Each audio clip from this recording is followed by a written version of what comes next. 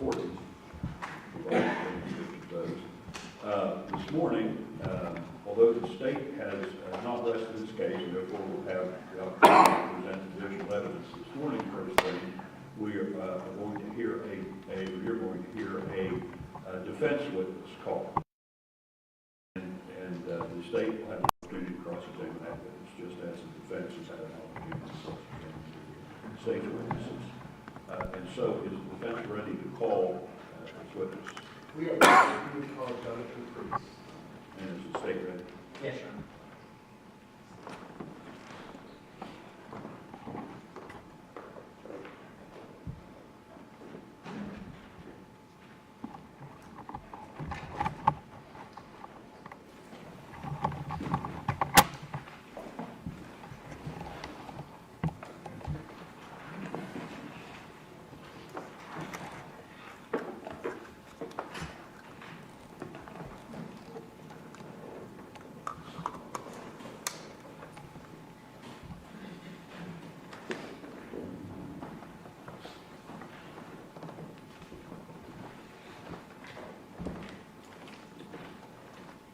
Before you are seated, I'm going to ask you to raise your right hand.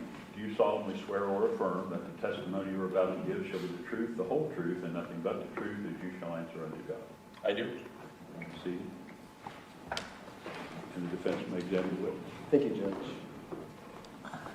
Sir, could you state your name for the record? Sure. It's Jonathan W. Priest, And I know you spell your first name a little different. Just tell me how you spell that. Jonathyn. All right. And Mr. Priest, could you tell us how you are employed, or what is your occupation? I'm a partner with Bevel Gardner and Associates. I'm a forensic analyst and instructor for them. I've been doing that for since 2008. Okay. And as a forensic analyst, what does that mean? What do you do? Basically, I look at evidence, cases, circumstances, situations, predominantly with crime scenes. Analyze those, reconstruct those. And I believe you stated that's with Bevel Gardner and Associates? Yes. And where is that at? Bevel Gardner and Associates, the primary office is in Norman, Oklahoma. Okay. And could you tell me what your prior employment was that contributes to your employment there at Bevel and Gardner? I was a police officer with the city and county in Denver, in Colorado. Okay. How long were you a police officer there? 32 years. And the highest ranking position you had? I was the lieutenant commander. I actually ran the major crime section for the police department. Okay.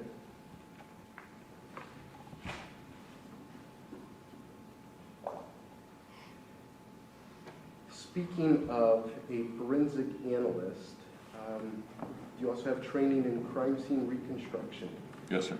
All right. And do you have any training in blood pattern analysis? Bloodstain pattern analysis, yes, sir. All right. And can you tell us what education you've had in that field?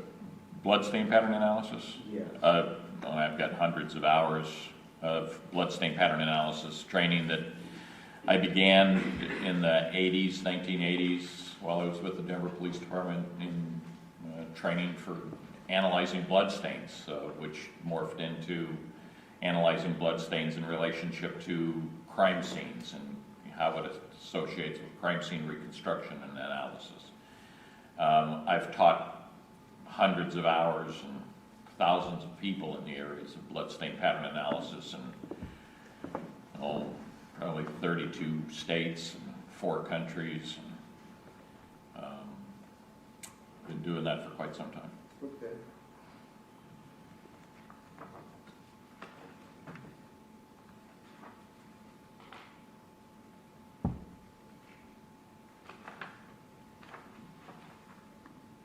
Can you tell me if you're involved in any professional organizations or have any memberships in any organizations in any of those fields? Forensic analyst or crime scene reconstruction? Sure. I'm a member of the International Association for Identification, which is the IAI, the International Association of Bloodstain Pattern Analysts, which deals specifically with bloodstain patterns. The Association for Crime Scene Reconstruction, where I was also a board member, the president, and the chairman of the board for a number of years. Those are the primary organizations that I belong to. All right. And how long have you been certified as a specialist in any of those fields? I'm certified in bloodstain pattern analysis through the IAI. Okay. I got my certification back in 2011, maybe 2010. And have you ever testified as an expert in state court or federal court in those fields? Many times.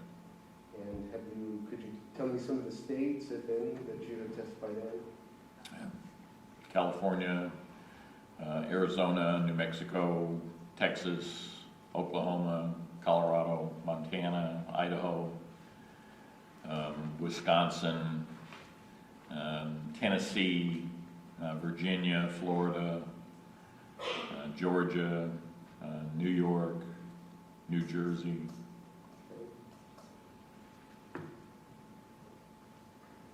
Could you approximate how many times your testimony has been given as an expert in all of those fields? Oh, hundreds.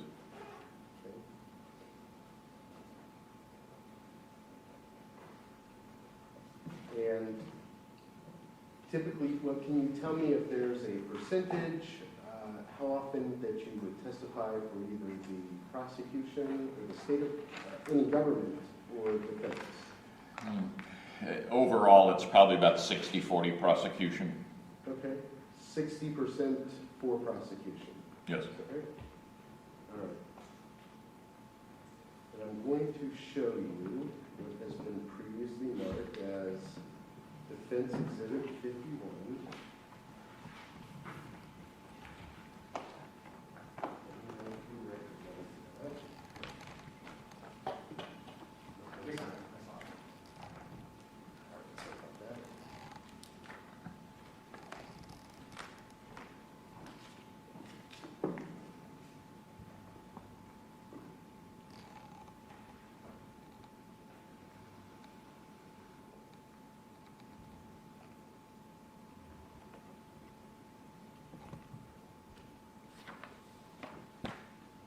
I do.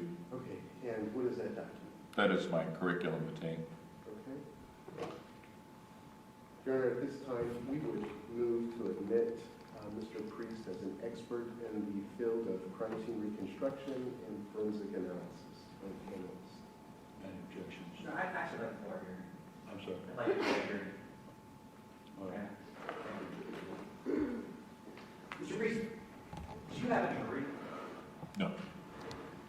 And these days, a lot of organizations, a lot of bureaus of criminal investigation, a lot of folks engaged in crime scene analysis, they actually require a degree before you can get hired by them, correct? I know that there are, you're talking about law enforcement agencies? Yeah, absolutely. I'm talking state, federal. I would say there are organizations, there are law enforcement entities that require a degree. Right. And as a matter of fact, a lot of the training, like the National Forensics Academy and some of those organizations are starting to require degrees as a prerequisite to attending or graduating their training. Isn't that correct? I wouldn't characterize it as a lot, but there are some. Okay.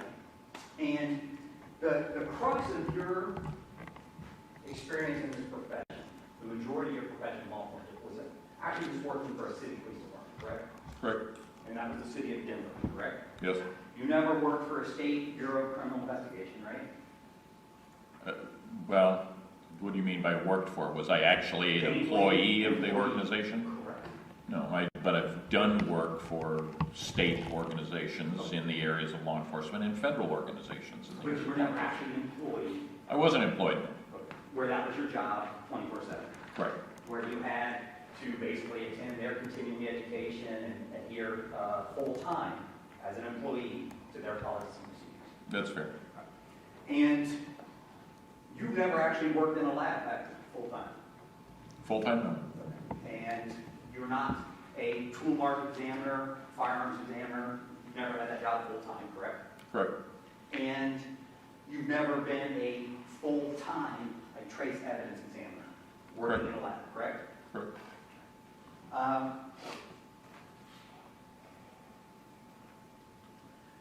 The member organizations that you talk about, again, for the most part, as long as you are employed in this profession, in good standing, you can apply, pay a fee, and become a member of one of those organizations. Is that correct? That's true.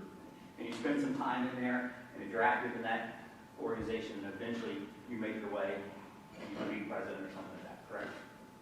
Sure. Aaron, can we approach?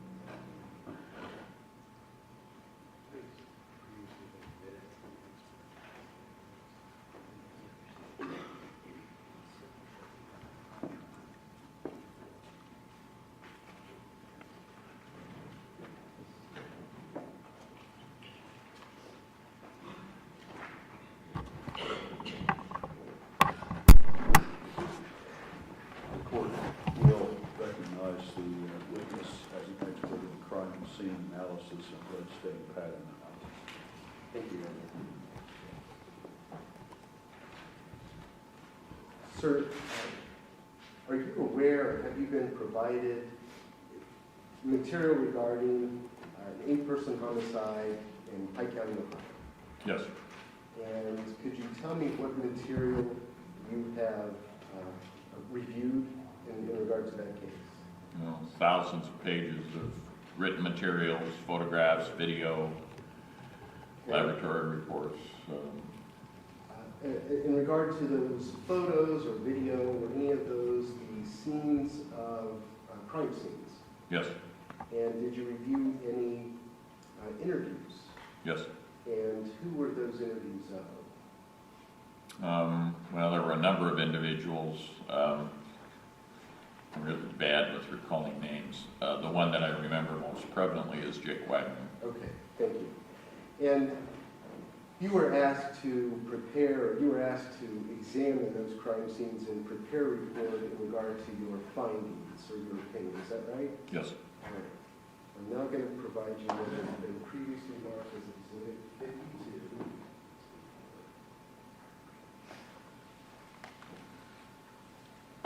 Take a look at Exhibit 52, Defense 52, and tell me if you recognize that.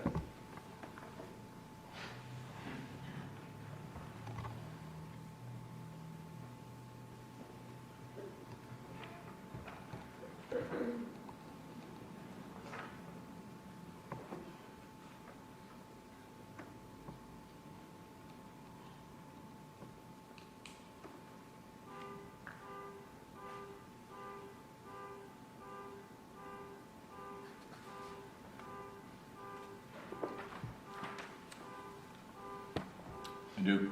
All right, and what is that document? That's a draft of my analysis report. Okay, and so I'm going to ask you questions about the report, that exhibit there that I just provided you, and feel free to look at that if you need in regard to any of the questions that I'm about to ask. The first thing I want to ask you about is, are you familiar with the scene, which we've called Scene 1, or the residence of Christopher Rhoden Sr.? Yes. All right. And specifically, I would like to ask you about the decisions or opinions that you have regarding the movement of, well, did you observe blood at that scene? Yes. And Where was that blood at? Mostly on the floor. Okay. There were some other objects that had what appeared to be blood stains on them, on the two bodies that were in the scene. Okay. And one of the specific questions that we asked of you was to determine how many people, if you could come to an opinion, how many people had perpetrated that offense or were present at that location. Do you recall that question? Yes. And were you able to arrive at an opinion regarding that? Yes. Okay, before we get to that, I'd like to redirect you back to that crime scene.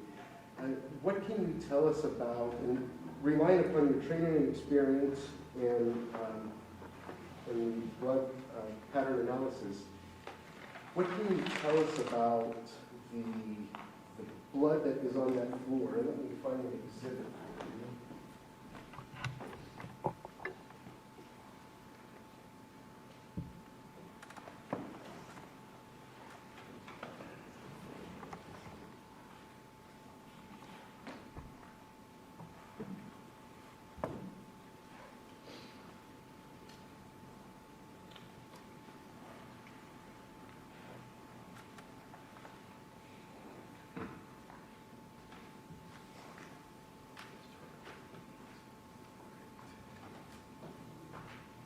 All right, sir, now handing you what has been previously identified as State's Exhibit A221, A214, A213, A184, A181, and A168. Could you take a look at those? And tell me if you recognize those photos.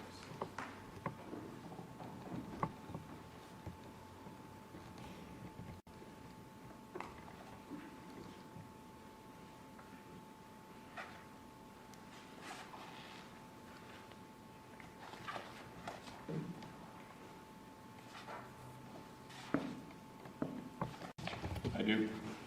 All right, and have you seen those photos before? I have. All right, and can you identify, if you recall, where those photos are taken at what location? These are at the, what is being designated as the first scene, 4077, I believe that's the address. Yes. I can't recall the street. Okay, and in regard to the blood there on the floor, what can you tell me about how that was deposited? What information does your training experience tell us about that? No, it's a volume stain, meaning that there's a lot of blood, likely from a replenishing source, meaning that blood is continually added to the area from the blood source. There are what is primarily described as motion stains, which in this particular setting we have both wipes and swipes. A wipe pattern is one where pre-existing blood has motion that goes through it. So say, for example, you have paint on a floor and you take your hand or a brush and you just move through that liquid paint. That creates a wipe pattern. A swipe pattern is where now we just have a brush with paint on it and then we touch a non-bloody surface. That creates what's known as a swipe. And that's basically what we're seeing here is we have this blood, both pre-existing and existing, creating those wipe and swipe patterns. Those are the predominant stains that we see. And then those have a primary category or a parent category of what's called a smear. And that's when I can't quite tell if it's a wipe or a swipe, so we're going to identify that as a smear. Okay. And can you tell me anything about how, in your training experience, how those smears would have been left there on that floor? Well, again, it's something is moving through that blood. It can be an object that is moving through the pre-existing blood. It could be the blood source itself, the actual thing that has the blood on it. In this particular case, we know we have two bodies that are bleeding from open wounds. Those can easily be the source of creating these stains, and certainly the patterns that we see here are consistent with that. Okay. And in one of those photos, and let me look at it, there's a circular pattern in the floor. I'm going to specifically direct you to take exhibit 213 and 221. I see a round stain, and it appears to be darker or a heavier accumulation. Can you tell me what that is? Well, basically, we have a looped stain here. You can see where there is a superior drag that goes through, or a wipe that goes over the top of a pre-existing wipe. So that tells us that we have this circular looping motion. So we have a degree of sequencing with this particular area. A number of things can occur here. We can have a blood source that has moved through this area in the circular motion. We can have pre-existing blood here, and then something else has moved through that pre-existing blood stain. Okay. And the order, tell me this, can we tell the order in which things would be on the floor in light of, say, a rug or a carpet? I'm going to refer you to exhibits 214, 184, and 168. If you could take a look at those. So I see the blood smears that you're talking about, but I see some other objects like a rug or a blanket carpet. I'm not sure what that is. Could you tell me how that is that carpet does not have the blood on the top side, such as the floor? I'm not quite sure I understand that question. Can you tell me whether those carpets were there or rugs were there? What role did they play with the smear in the floor? Well, the rugs got, it appears, because I don't have any photographs of the blood stains with the rugs removed. Right. So I really can't see under the rugs. However, looking at the wipes that we see here, it appears that they are beneath the rug, telling me that the wipes pre-existed the position of the rug. In addition to that, the rug is turned over. There's some sort of transfer mark on the backing side of the rug, at least in one location, and it appears that there is saturation associated with that doesn't have an identifiable source to it. So that rug was in a different position when blood was deposited on the rug, and then the rug appears to have been moved after the swipe was, or the wipe was created. All right. And speaking of things that were moved or placed afterward, is there anything you can tell me about this recliner that is noted in A220? Yes. And what conclusion can be drawn from comparing the position of the recliner in the floor with the blood smear? Well, there's a swipe stain. I'm going to back up and call it a smear, because I can't see the area under the chair in this photograph, that pre-existed the chair being placed in this location. So the chair's been moved after the blood stain was created. Okay, all right. Now, I want to direct your attention to the actual injuries. Did you see photos, or are you aware of the bodies that were found in that residence? Yes. And can you tell me the injuries or the locations of the gunshot wounds? Well, but with one of the decedents, they were primarily to the head and face area. Okay. With another decedent, he also had head injuries, but he had a fairly egregious arm injury. All right. And you were able to determine, based on your training experience, what likely caused that arm injury, is that right? Yes. And that would be what type of rounds or ammunition? The arm injury was likely created by a high-powered round, knowledge that there was a SKS or in 7.62 by 3.9 caliber that was present. That easily could have created the injury to the arm. Okay. And I believe you noted in your report the type of ammunition or the type of firearms that were used at that residence. Do you recall? If not, I believe you got it in your report. The types of firearms that were used here? Yes, at 4077 Union Hill Road. Right. The two different calibers, the 7.62 by 3.9, which was associated with an SKS rifle, Okay. and a 40 caliber handgun. All right. was the second. Okay. And if you recall from, I believe that you had told me that you had listened to a statement of Jake Wagner, is that right? Correct. All right. Did he ever give a description of the firearm, the .40 caliber, a make or model brand? Well, I know it was a Glock. Whether he actually said that or not, I can't say for certain. Okay, all right. And was there anything about the ammunition that was used, such as that you could determine from shell casings that were found at the scene? Well, the fired cartridge cases were Hornady brand. The projectiles that were recovered are consistent with either the Hornady critical duty or the critical defense. Okay. They're basically the same ammunition, but the critical duty is loaded with a higher level of powder. Okay. And as far as the body, so we saw the blood smear. Could you tell me where the bodies were found at 4770 Union Hill Road? They were in a bedroom towards the back of what I'm calling the back of the. Right. And was there, if you recall, and I can find the photograph for you, do you recall the condition or whether the clothing or how they appeared, I should say, in that room? Well, they appeared as if they'd been dragged by the feet. Okay. And did you have an order in which, in your opinion, that those bodies were placed in that room? The first body into the room was likely Gary. Rhoden, I believe, is the last name, and the second one was Chris. Okay. So I'm going to show you what has been marked as Exhibit A447, State's Exhibit A447. Could you take a look at that? Do you recognize that photo? I do.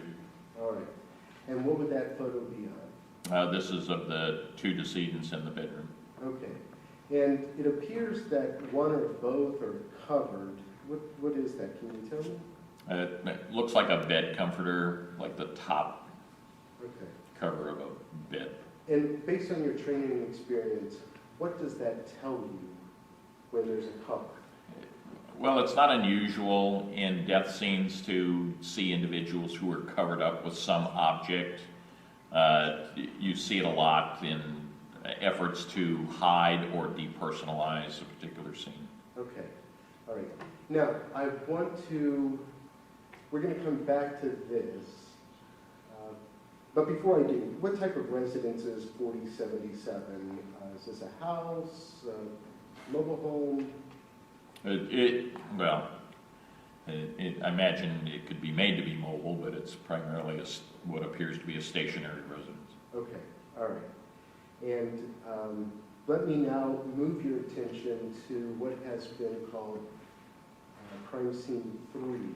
This would be the location of Dana Rhoden. Are you familiar with that residence? Again, recalling the names, is this the location with 3 decedents or 2? 3. 3? Then yes, Okay. And do you recall who those 3 decedents were at that residence? Dana was one, I believe another one was Chris Jr. Yes.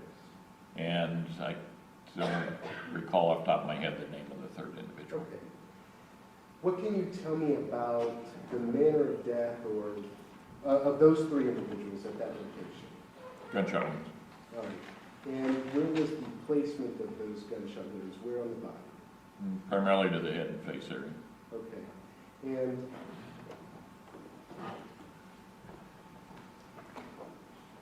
speaking of Dana, do you recall how she appeared or how the photographs that were provided to you, how they appeared on her body? You know, was she covered with anything? I know she had been moved some. I'd have to look at the photos again too. Okay.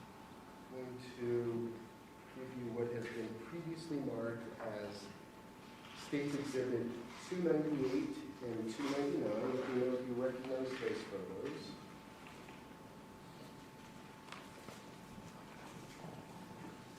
I do. All right.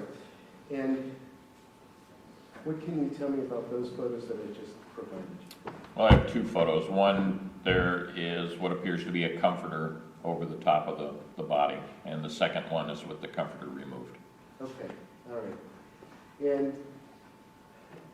in your report, did you provide an opinion regarding a pillow? Now, in that picture, it appears to be a pillow over top of Dana's face. Do you see that? I do. And can you tell me the location of that pillow, where it would have been prior to the shooting or after the shooting, the movement of that? Well, during bleeding, it had to be in a different position than what we see it in the photograph. There was blood staining on the pillow that can't get there with the blood in the position that we see it in the photograph. So it had to be in a different position originally. And then it was moved from that position after blood staining got on the pillow and then covered her face. Okay. And then I believe you identified a comforter or something that was placed over the body as well. Is that right? Correct. Is that similar, consistent with what we saw at the first location with Christopher and Gary Rhoden? It is. All right. So, and I believe that you had testified that all of those gunshot wounds at that location were to the face or head area. Is that right? The one with the female in bed? Yes. Yes. Okay. So I want to take your attention to, I'm going to look for some photographs here of crime scene 2. This would be the residence of Frankie and Hannah Gilly. Do you recall those names? I do.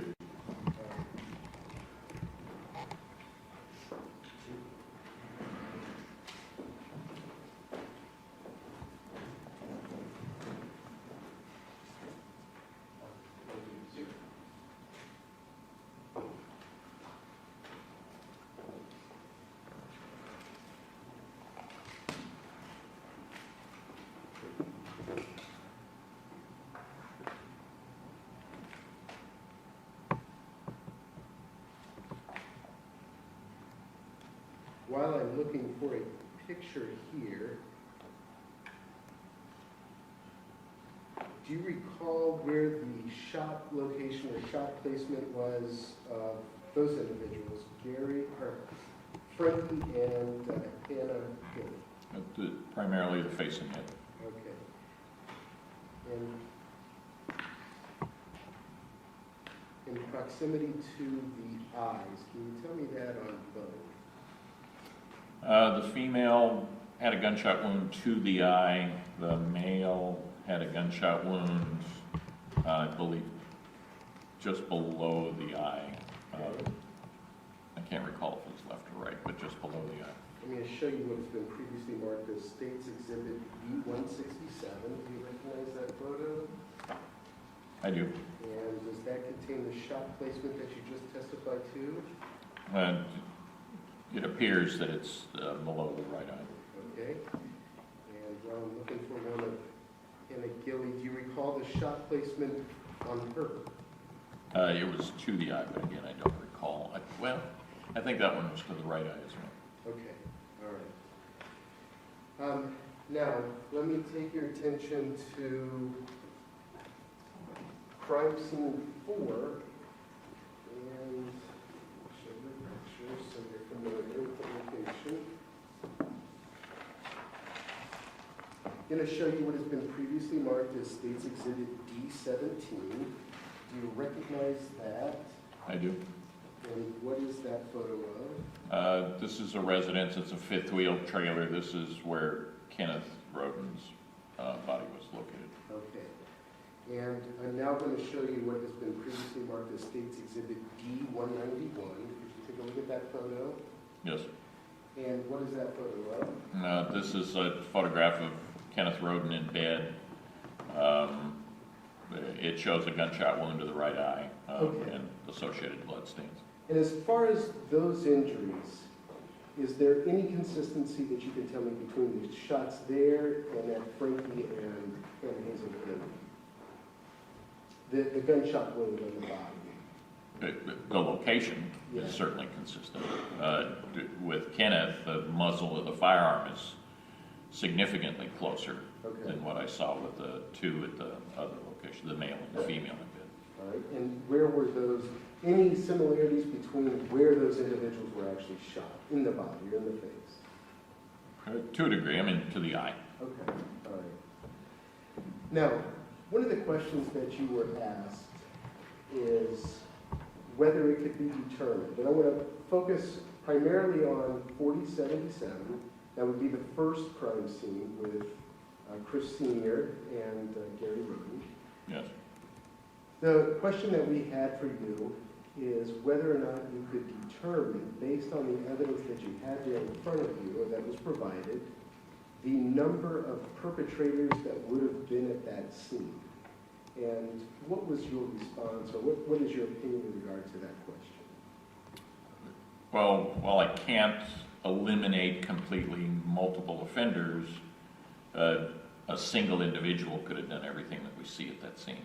Okay. Now, is there anything about, when you looked at those blood smears that we went through in the floor at 4077, anything about those blood smears on that floor that would indicate, that would provide clues as to whether there was one or more people there at that location? But the biggest thing was the lack of multiple sole impressions, footprints, overlaying each other, movement in multiple directions. That's one. Another one was the fact that you have a very narrow pathway between the living area through the kitchen and into the bedroom where things are not disturbed, they're not moved, turned over, moved to a significant degree, which tells me that limited individuals going through that area. Okay. And so I'm now going to show you what has been previously marked as State's Exhibit A-228. Could you take a look at that and tell us, and that's in regard to the testimony you just provided to us about the spacing. What can you tell me, or what does that photograph tell you? But basically you have a chair, and it has a number of objects on it, a plastic bag, and then some what appears to be a pillow and a box and something else on top of the box that are all kind of stacked in that area in this doorway with a drag trail that comes through it. Really no great disturbance. The plastic bag doesn't have any motion indicators where it's pulled around. The chair doesn't appear to be moved any significant distance. It appears to be consistent with the drag trail in the place that it is. There's just not a lot of indications that, again, it tends to support a single individual coming through this location. Okay.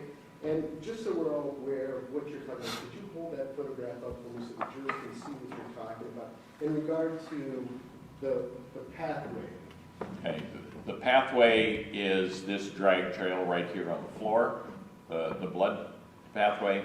Here's the chair, plastic bag, pillow, box, and some additional objects that are stacked here.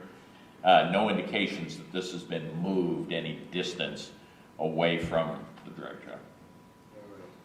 And so, if I understand what you're telling me is that whoever or however a body was dragged through there.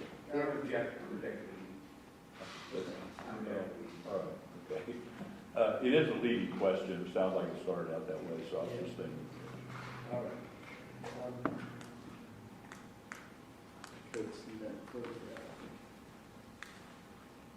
Remember when we talked, well, you had looked at some previous photographs and the placement of furniture and a rug, and you were able to determine, do you recall how you determined whether or not those objects were placed before or after the blood smear? Well, yes. Okay. And how were you able to determine whether they were placed there before or after that blood smear was placed there?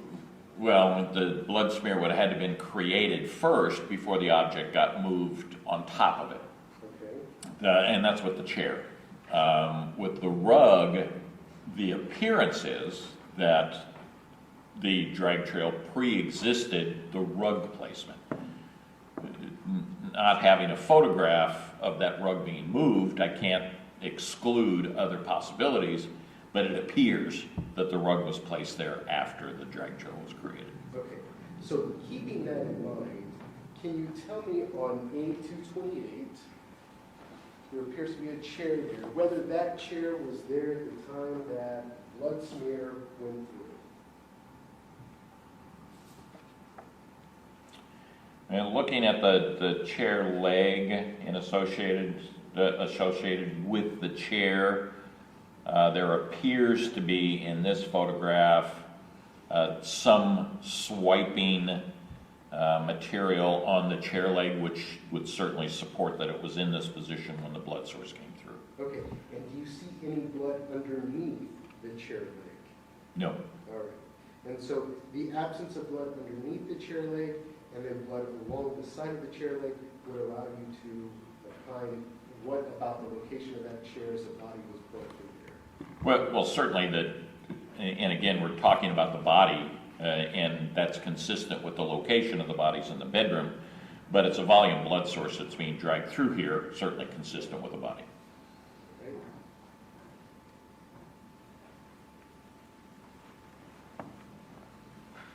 All right, thank you. And so I started asking about these questions because the question dealt with if you could determine the number of perpetrators or people in that scene. And in regard to the spatial area, what does this tell you? Well, again, there's limited spacing there, and it would be very difficult, well, it would be impossible to go through that location with two people side by side dragging an individual. You need to follow an inline motion, so somebody would have to be, the indications with the bodies are that they were dragged by the feet. The individual would have to be, a single individual would have to hold onto the feet and drag them through there. I'm going to show you what has been previously marked as State's Exhibit A169. And can you describe that photo? And again, this is the living room area showing the volume blood staining on the floor with the rug with the loop stain. Okay. With the volume of blood there, would you have an expectation or could you arrive at an opinion regarding the number of people that would be in that living room? Based on this photograph alone? Yeah. Well, no, but there are things that I would expect to see Such as? if there were multiple people, and that would be additional footprints, overlaid footprints, a lot of activity back and forth type of thing, given the nature of the blood stains that are on the floor. Okay. All right. And knowing that at least a shoe contacted a wet blood source. Right. And when you say overlay of impressions or prints, what do you mean by that? Basically what we're creating is what's called a pattern transfer. Is you have a shoe sole that contacts a wet surface. Imagine an old hand stamp, and I know that some of us probably don't even remember what the heck I'm talking about with a hand stamp, where it contacts ink and then it makes repeated impressions, pattern impressions. A shoe works basically the same way. It contacts this wet blood source, and then as it contacts non-bloody surfaces, it begins to leave repetitive pattern transfers on those areas that diminish over time because the blood is drying and the blood is worn away, and you have several prints that are left behind as it goes along. Overlays is when that same or similar objects are creating these patterns. They tend to go on top of something that pre-exists in there as well. I'm not seeing any of that here. And speaking of prints, can you tell me the direction, or if there's a direction that can be indicated? Well, first off, can you tell me whether any prints were found in the blood there in that room, or in the living room kitchen area at 4077? There were. All right. And Were those prints in different directions? In other words, was the toe of those prints say in different directions, or did they indicate a common direction of travel?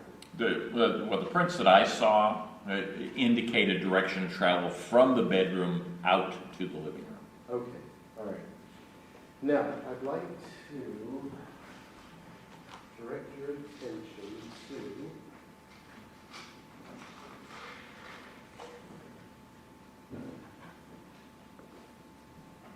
State's Exhibit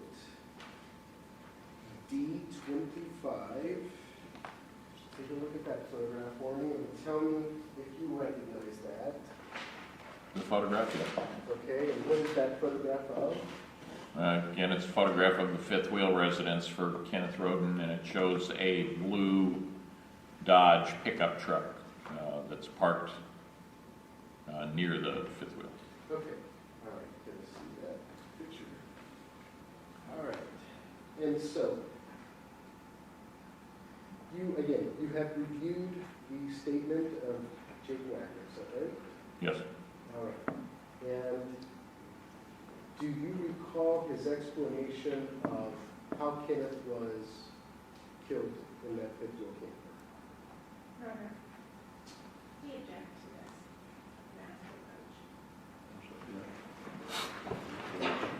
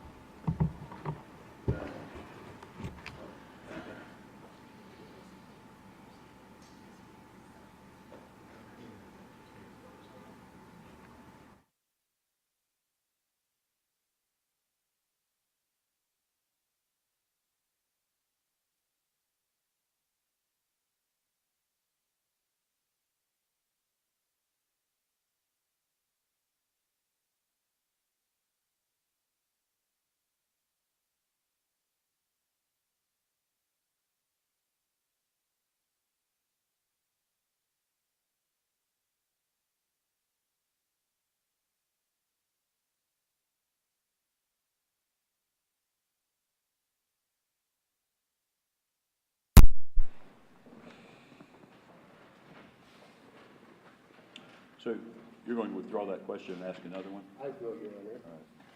You still have that photograph? Okay, D25. I have a question for you. A hypothetical. If it's dark outside and you are positioned behind that blue Dodge, would you be able to see a gun flash inside of that fifth wheel camper? In my experience, I wouldn't say so. Okay. Now, would the presence of... Repeat that answer, please. Repeat the answer. In my experience, I would not say so. Thank you. Now, would the existence of a light source inside of that fifth wheel camper make it more, less likely, or have no effect at all on observing a gun flash from the outside? Well, any addition of light to that location would mute any particular created flash if one actually occurred. Okay. And we have, well, do you recall specifically being asked about gun flash and about how much flash there is with a gunshot? Do you recall that? I do. All right. And did you conduct an experiment or demonstration of the amount of flash? Yes. All right.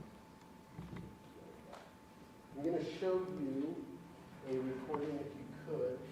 Please describe this.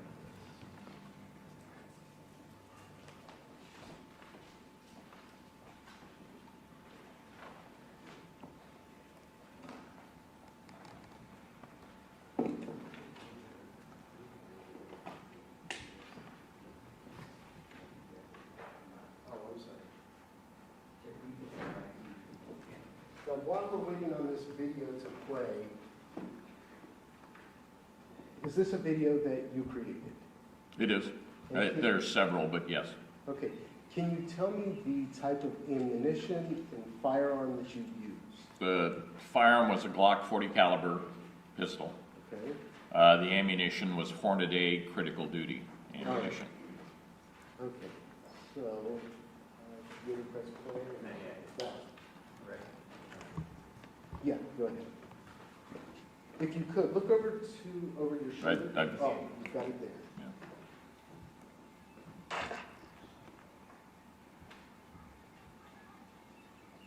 Now, the gun that we just saw in that video is, what type of gun again? That's a 40 caliber Glock. And the ammunition is? Hornady critical duty. Okay. And the demonstration, the point of this video was to tell us what? See if we could visualize a flash from the muzzle of the fire. Okay. Do you recall the time of day that that video was taken? Or approximate morning? It was just after sundown. It was about 7-ish in the evening. Okay. Let's play the next one. Did you make more than one video? Several, yes. All right, so I'm going to play the next one for you. And could you tell me what is the difference between this video now that we're looking at and the first? The first one was taken right at dusk, where the sun had just cleared the horizon. Now it's just getting darker and darker at this same location. Okay.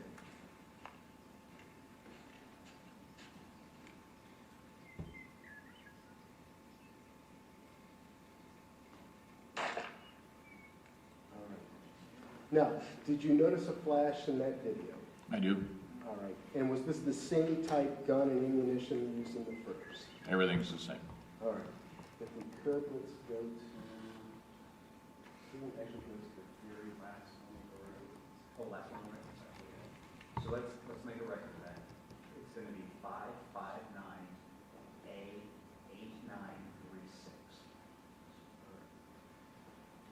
All right. If you could, watch the video that's there in front of you now. On this video, can you see it? There's an object that's on the monitor now. Can you tell me what that is? It's my phone, and it just shows various time zones from different areas of the country, including Denver, which is the area where I did this. Okay. Could you pause that just 1 second? Do you need me to rewind that, or can you tell me what time it was at the time that this video here was made? It was after 8 in the evening. I would have seen it on the phone, but I didn't look that Okay. close.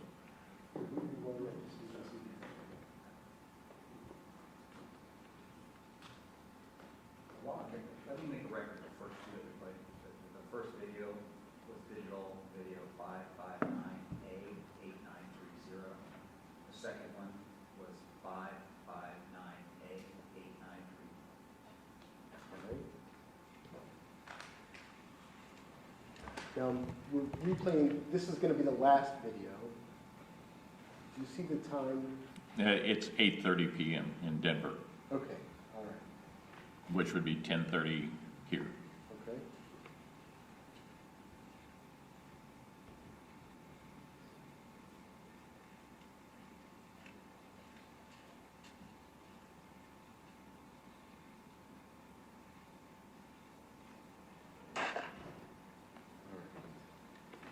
Now, did you observe flash in that video? I did. All right. So, in the hypothetical that I gave you,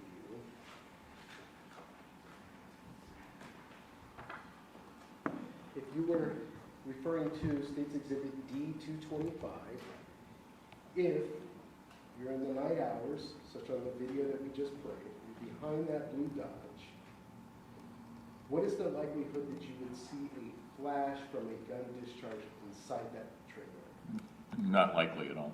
Okay. And would that matter if the front door here is open or closed? No. And did you notice, let me show you what has been marked State's Exhibit 213, D213, if you could take a look at that.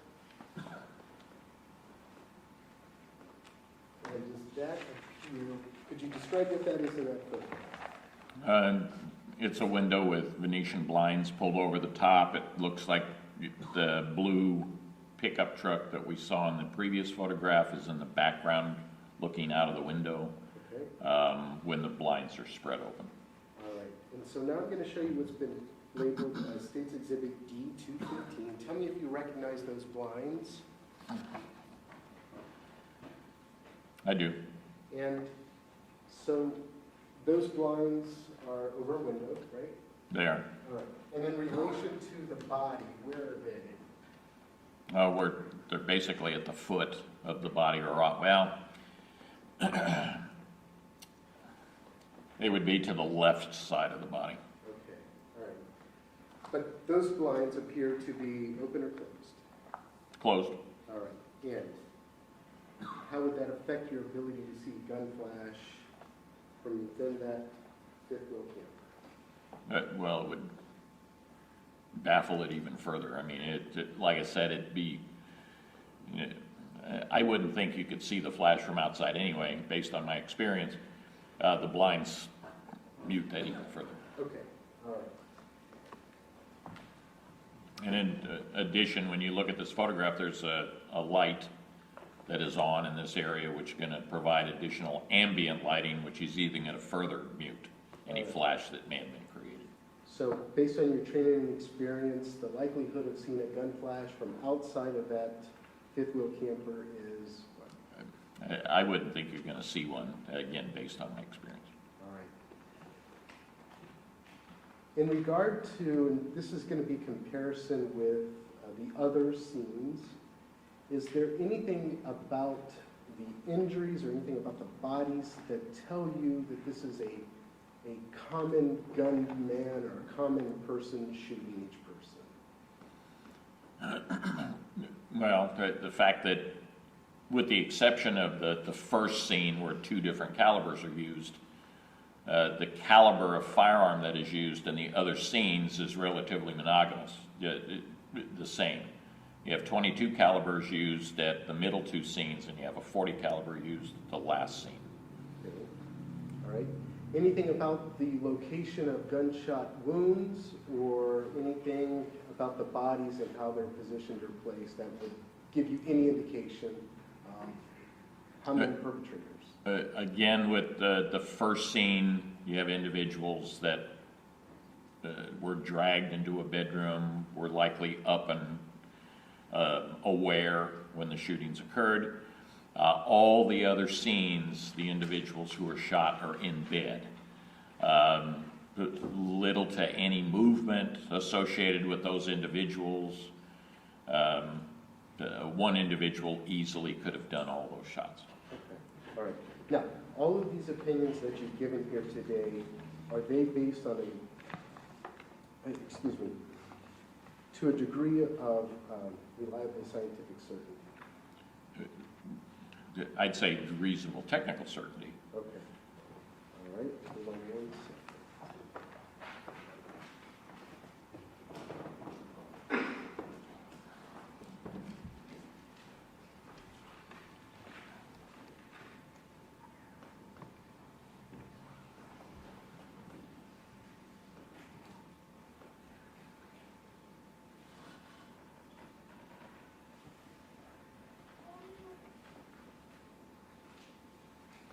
Sir, I believe I had handed you a copy of your report.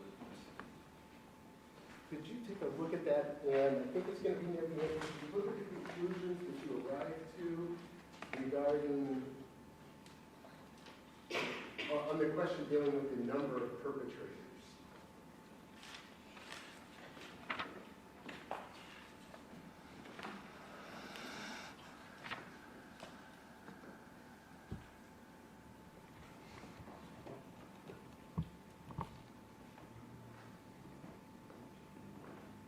Okay. Is that consistent with the testimony you provided here? Yes. And is this report the final analysis? Well, it's a draft. I mean, this particular document likely has some grammar and typo issues. But Have you yes, prepared another report after? this is the only report I've prepared in relation to this case. All right, thank you. Further questions? Thank you. Statement cross-examine? Yeah, the only issue that I have, this is gonna take me probably about 10 minutes, it's gonna take me a few minutes to reset. I gotta move all of that stuff, I gotta move the exhibits that I'm gonna use in. So I don't know if we wanna keep the jury seated here while I do that. I'd probably prefer to take a little bit of break instead of having you sit here. while we do it. All right. It's 10 after 10, so 15-minute break would make it 25 after.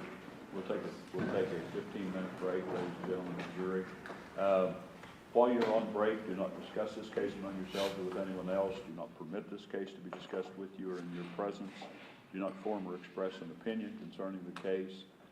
Do no research at all concerning the case as to the facts or as to the law from any source at all. Do not view, read, or listen to any reports or accounts of the case from any source at all, and have no contact with participants in the case, including parties, counsel, or witnesses. At 25 after, you are to assemble to jury room. You'll be brought up by court personnel from there.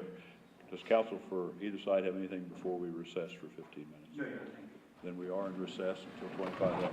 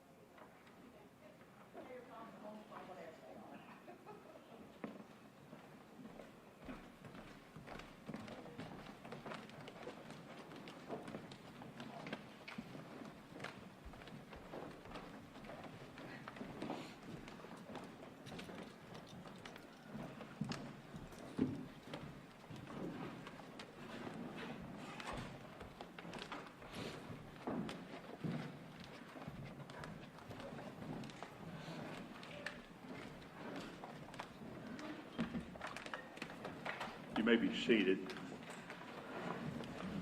I believe that defense counsel wishes to identify some of the videos for this jury. That's correct, Your Honor. The first video, just for the record, the first video that we watched is digital file 559A8930. That would be Wagner Exhibit 53. The second video we watched is 559A8931. That's the digital file number. That would be Wagner Exhibit 54. The third video is 559A8936, and that would be Wagner 55. And that's it. The state may now cross-examine the witness. Thank you, Your Honor. Good morning, Mr. Priest. How are you? Good. Excellent. Hey, listen, one of the things you do as a consultant or part of your job is you teach law enforcement across the country, correct? Yes. Okay. And you teach on a bunch of different subjects, correct? Yes. Right.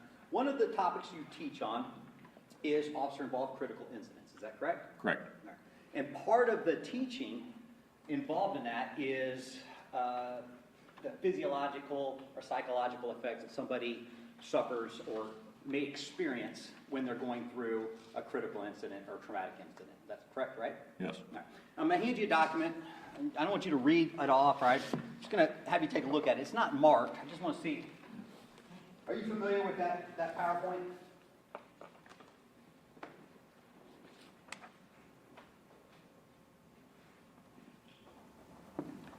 Yes. Okay.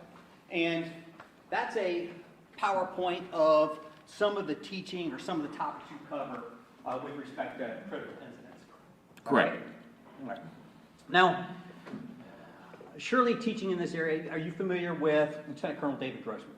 Yes. Okay. And again, he's an expert on, a nationally recognized expert on critical incidents or, again, the psychology of killing, shooting, combat, and the effects of that may have on a person, correct? Correct. All right. As a matter of fact, a lot of your teaching and a lot of the stuff you do kind of mirrors the stuff that he does as well, correct? There's likely some similarities, yes. All right. You guys rely on the same research. There's some pretty good studies out there on some of these issues, correct? True. All right. National Institute of Justice has done some studies on the effects that people may experience when when they shoot somebody or are involved in a shooting, correct? Yes. All right. And I want to talk to you about some of that. Can you tell the jury what is auditory exclusion? Auditory exclusion basically is your ears can't turn off, but auditory exclusion is when you are not paying attention to what sounds might be coming into your ears. Other stimulus, visual stimulus, physical stimulus, may interrupt what the ears are actually hearing. So although the ear actually is hearing something, the brain is not perceiving it. And if you don't perceive something, you can't recall it, meaning that there may be noises around, but because you don't perceive them, you can't tell somebody, oh, by the way, I heard this. That's basically auditory exclusion. Excellent. And again, it's fairly common in shooting incidents. Is that correct? Oh yeah, it's very common. Yeah. As a matter of fact, the research that you use when you teach shows that around 85% of people who were involved in shooting, either shooting at somebody, shooting somebody, actually experience some level of auditory exclusion. Is that correct? That's fair. And again, based on that research and based on what you teach, it's pretty unreliable to count on a person involved in a shooting to accurately recount the number of shots that they shot, correct? Yes, very much so. Okay. And it's actually pretty unreliable, based on the research in your teachings, for a person who's involved in a shooting where there's other people as well, to accurately recount the number of shots they heard from the other person as well, correct? Sure. All right. As a matter of fact, the research actually shows that the more shots you shoot, the less accurate your recall is on the number of shots you shoot. That's correct, right? That's probably fair, yes. And again, the ability of somebody at a scene who's involved in a stressful shooting or shooting somebody else, again, it's notoriously unreliable to count on that person to recall accurately the number of shots that they took, correct? I'd agree with that. All right. Can you tell the jury what tunnel vision is? Tunnel, there are two different areas of the eye. You got focal length and then you got peripheral length. Focal length is about a 2 to 3 degree area that our eyes actually focus on. Our peripheral vision is about 120-ish degree angle out to the side to where we can see other things that are out there, but we can't necessarily identify them. Tunnel vision is where you're in a stressful situation or some stimulus is involved to where you're paying most attention to that 2 to 3 degree focal length angle. So all that other peripheral vision is actually disappearing and we're not recalling it. And it falls into an area called saccades, which are things that you just can't recall. So you're really only paying attention to that very small focal length area, and in effect, you're creating a tunnel vision of what it is you're actually looking at, and all those other things around you disappear. And in the profession, it's sometimes, I don't know if anecdotally is the right word, but it's sometimes referred to as like looking through the toilet paper tube, right? Well, that's a fair analogy, but I mean, you're still seeing it, you're just not recalling it. Absolutely. And again, under normal situations, typically we're able to recall what we're seeing out of our peripheral vision. It's the stress of these shootings that triggers a lot of times the tunnel vision. Is that correct? Correct. And as a matter of fact, the research shows that about 80% of the people who were involved in a shooting, either shooting somebody or shooting at somebody, experience some kind of tunnel vision, or report experiencing tunnel vision, correct? Well, in many stressful situations, but shooting is one of them. Yes. Okay. Can you tell the jury what time distortion is? Time distortion is where you basically lose your sense of how quickly or how slowly something is going. You may actually have a sense in, well, it's like sitting on a hot stove. Okay, it seems that while you're actually there, it might be milliseconds, but it feels like forever because of the pain that is associated with it. So there's a time distortion. Something may happen very, very quickly, but your sense is that it really took a long time for it to actually occur, that typical time distortion. And it can happen both ways, right? Time can speed up and time can slow down. Can do both, and it can happen with the same individual, even at the same location. Right, and because of that, because of these trauma-based distortions, the ability of a person who's in a stressful or traumatic event, or who's involved in shooting somebody or shooting at somebody, again, it's not uncommon for that person to not be able to accurately recall the amount of time that the traumatic event actually occurred, correct? I'd agree with that. That's fairly common, correct? It's common, yes. Yeah. And again, because of these are known as perception distortions, correct? Correct. Because of these perception distortions related to trauma, objective evidence, and you teach this, right? Objective evidence that's found at the scene a lot of times actually tells the story better than the human testimony related to it. Agreed. Now, again, you would agree that differences in the human testimony with respect to specific evidence at a scene, it doesn't necessarily mean a person's lying, right? That's correct. Okay. And a lot of times it's actually linked to these stress-induced perception distortions, correct? Again, if you don't perceive it, you can't report it. As part of your work in this case, you actually, again, as you testified to, did some analysis of the evidence from the various scenes, correct? Yes. And you would agree that, again, it's important to focus on what that evidence is telling you. Again, the evidence from the scene can tell you a pretty good story about what happened, correct? Yes. All right. One of the things that you did in this case is you looked at the trajectory with respect to the rifle rounds that were fired from outside into the scene number 1, 4077, correct? Yes. You guys give me some TV. And Mr. Juck, we're going to go into there should be a folder in that file. It's called Fairly Chance.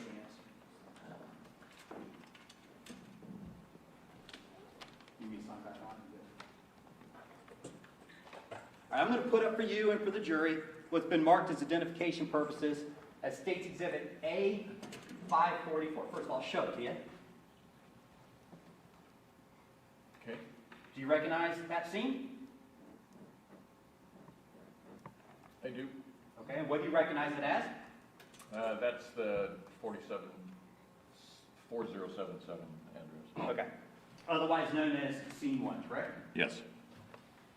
And again, as part of your work, you look at a trajectory analysis or the trajectory analysis with respect to the shots that were fired into the front of that residence. Is that correct? Correct. Now, is that your pointer or is that our pointer? Must be yours. Okay, I thought I saw you carry a pointer, but can I have that? Sure. Thanks. Appreciate it.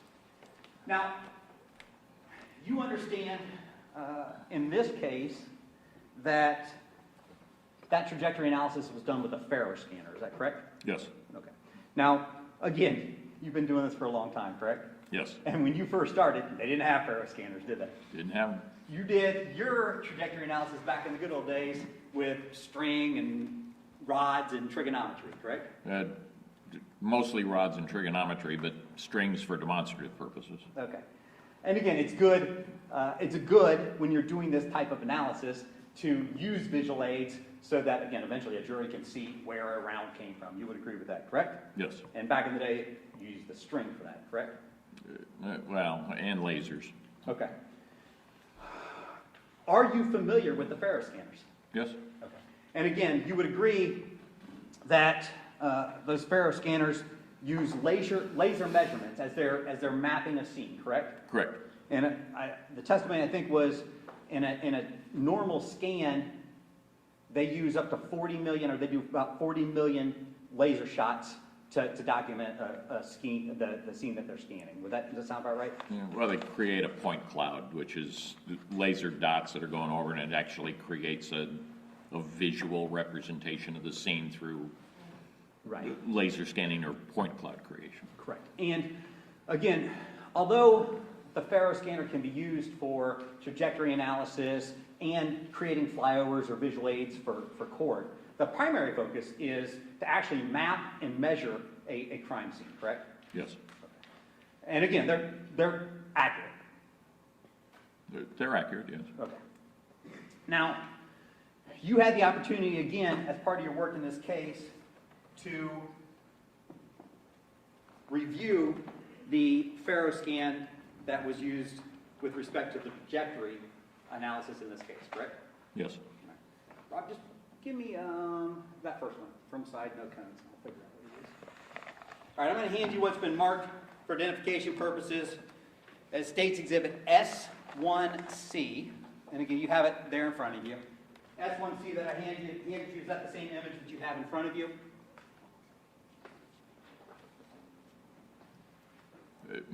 This is more cropped, but yes. Okay. And again, is that the type of image that you used when you looked at your trajectory analysis in this case? Yes. All right. Go ahead and give me another one, Mr. Junk. Overhead with nickname? Sure, that'll work. I'm going to hand you what's been marked for identification purposes, State's Exhibit S1B. State's Exhibit S1B. Again, can you look at that?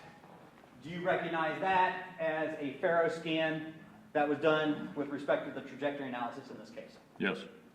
And then finally, go ahead and give me that last one, Mr. Junk. I'm going to hand you what's been marked for identification purposes, the State's Exhibit S1A.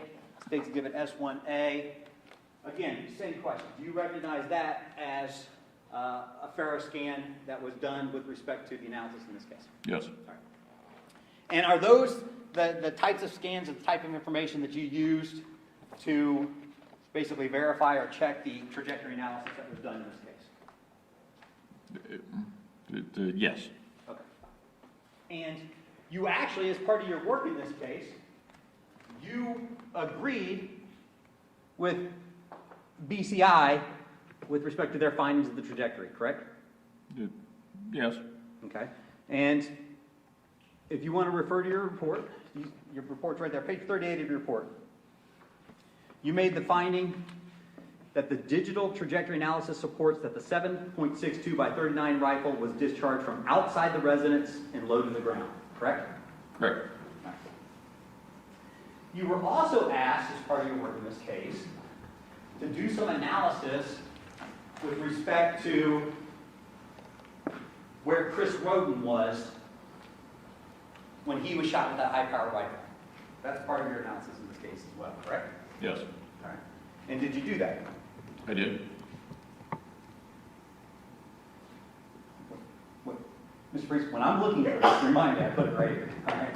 I'm going to put that pointer over there. All right.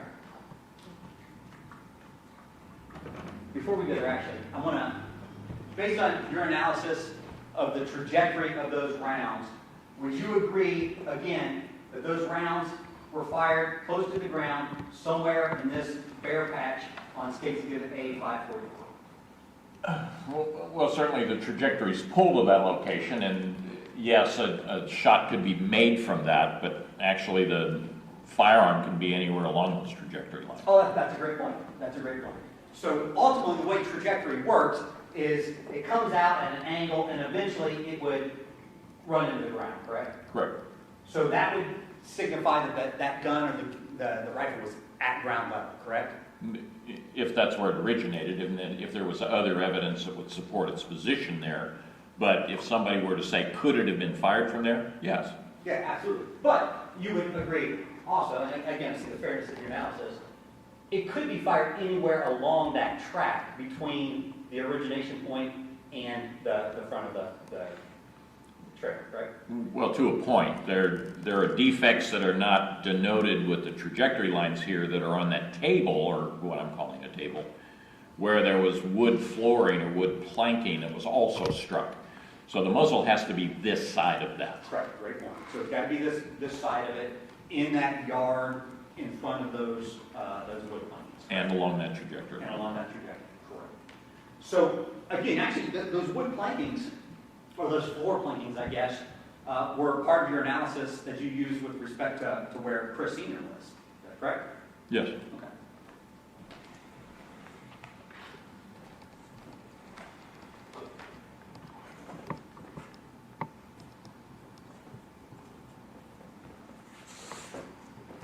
I'm going to put up for you and for the jury what's been marked for identification purposes as State's Exhibit A546. State's Exhibit A546. If you could just take a second, familiarize yourself with that. In the evidence that you reviewed, did you have a copy of this overhead diagram? What I'm looking at here? Right. Yes. Okay. So you're familiar with that that piece of, obviously not blown up, but you're familiar with that piece of evidence. Is that correct? Yes. All right. So again, one of the things you were asked to do is to look at the positioning of Chris Sr. at the front of this trailer and draw an opinion with respect to where he was and how he was shot, basically. Is that correct? Yes.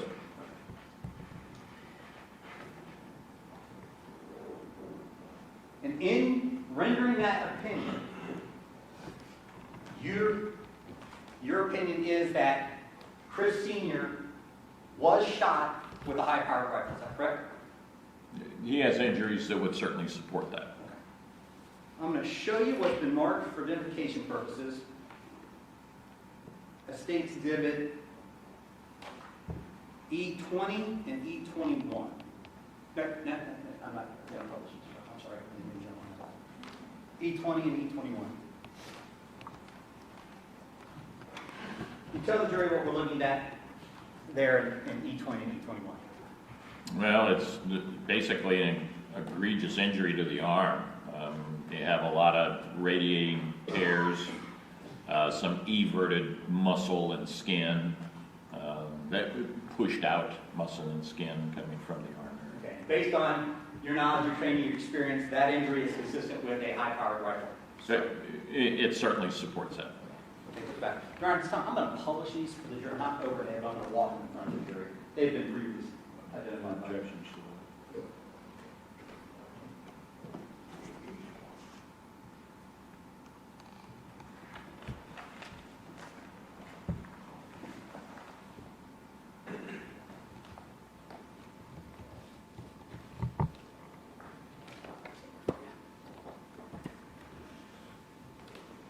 you would agree, you say, you use the word egregious. That's a pretty massive injury, correct? Yes. Nearly severed that arm, correct? No, but it created quite a wound. Right. Clearly impacts arteries, veins, flesh, bone. Likely, yes. Certainly bone, certainly muscle and tissue. Arteries, without looking at the wound itself, I couldn't tell you what arteries may or may not have been compromised. You would agree that that's the type of injury that certainly would bleed Oh, absolutely. profusely, correct? It can, and I go back to the blood stains in the case. Again, that's why I'm hesitant to say that I have a compromised artery. With a pressurized blood system, the artery typically is going to pulsate. Every time the heart beats, it's going to pressurize that system. It's going to push blood out like water from a hose. And I'm not seeing any of that kind of staining in the scene. So I'm hesitant to say that I have a breached artery here, at least one that is open for exposure to the scene. But once, again, inside this scene, once we get inside this scene, there are massive, I wouldn't say pools, but there's massive amounts of blood on the floor here that eventually get swiped or wiped. Is that correct? I would agree with that. Yeah. And I'm not saying this wound wouldn't have bled. It likely bled a lot. Right. But did it have a breached artery pulsating Right. defect to it? I can't tell you that it did because that evidence isn't here. And I didn't ask you if it was pulsating. I just asked you if this type of wound that would bleed a lot. It would bleed a lot. I just wanted to clear up that artery thing. And one of the other injuries that you looked at was stippling to Mr. Rhoden's head. Is that correct? Pseudo-stippling. Pseudo-stippling. That's right. And specifically, it's wood chips in this case, correct? Or Yes. wood splinters. Yes. I'll show you what's been marked for identification purposes. States Exhibit E9. Can you take a look at that for me? Yes. Okay. Can you tell Jared what that is? It's pseudo-stippling. Okay. And this exhibit, States Exhibit E9, actually depicts those wood splinters in his forehead, correct? You can see them, and it's consistent with wood splinters. Yeah, I'm going to publish this as well. That's all right.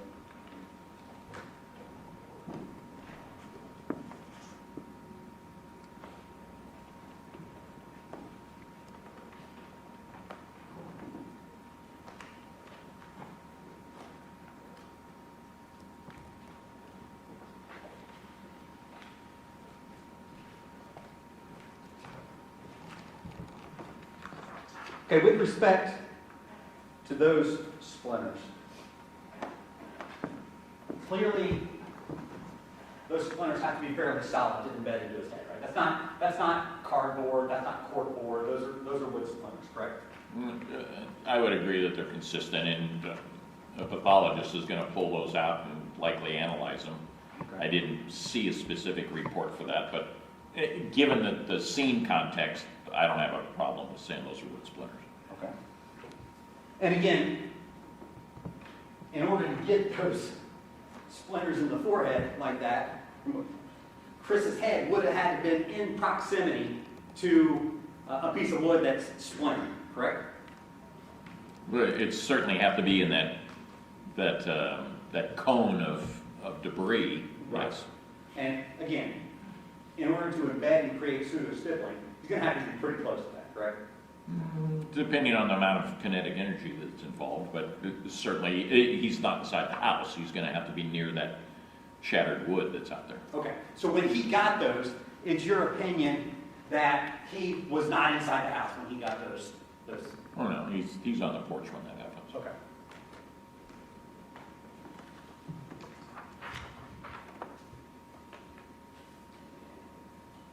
And you based your opinion, well, there was one other injury as well that you found to be consistent with a high-powered rifle, right? And that was a perforating Defect of the body. defect of the body.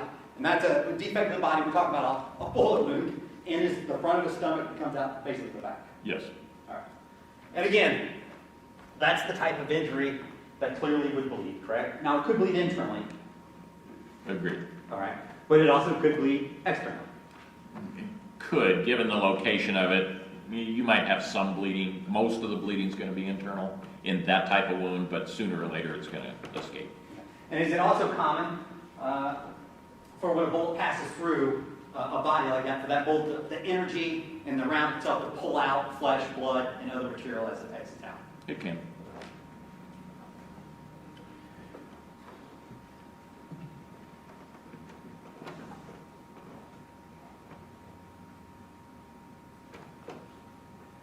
Now, you, in rendering your opinion that he was outside, there were really two things that you looked at. Or well, there's a couple things you looked at. Those wood splinters were part of it. And I'm going to show you some entrance holes to the outside of the trailer here in a second. But your understanding, you would agree with me that when you're making assumptions about evidence, it's important to base your ultimate opinion on what the evidence shows, correct? Yes. Okay. So in this case, actually, you were making some assumptions.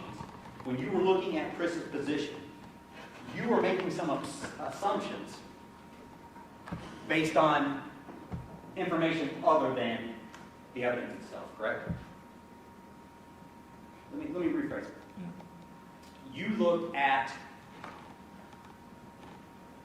Jake's statement, correct? Well, it was one of the things that I looked at, certainly. Okay.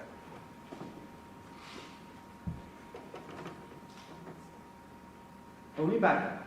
Let me back up. I'm going to back you out of that.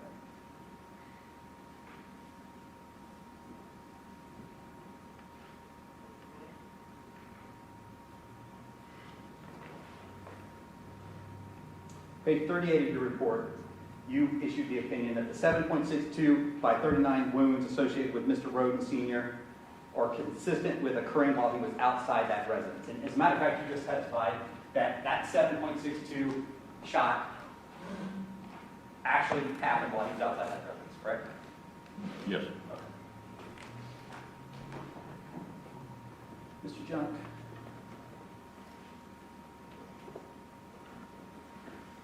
Can you give me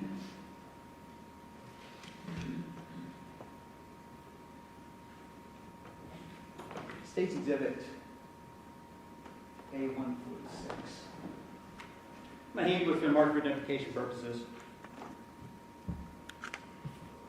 Actually, here it is. State's Exhibit A146, and again, A146, you got it on the computer there.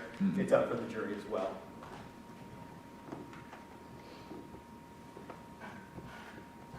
The wood or the flooring that you're talking about that you believe left this pseudo-stippling in Mr.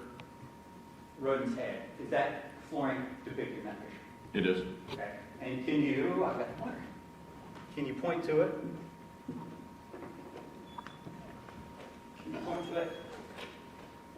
Up there and show us where it is. This area here on the planks. Okay. And again, based on your review of the evidence in this case, there was actually an underlying projectile that was found in those flooring planks. Is that correct? Yes, the planks actually give indication that it's struck by more than one round. Okay. But at least one of those projectiles maintained its position in the flooring. And again, that's evidence item number 15 up on that board. Is that correct? It appears so, yes. Can you give me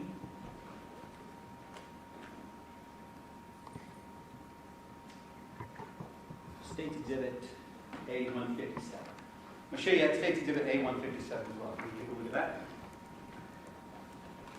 And again, State's Exhibit A157, that's just another picture of where those bullet strikes are. Is that correct? Correct.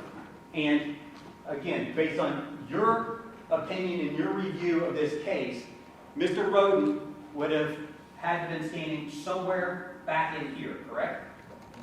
Well, between the wood planks and those defects to the door frame. Correct. And I'm going to show you what's been marked for identification purposes. State Exhibit A-158. If you take a look at State Exhibit A-158 for me.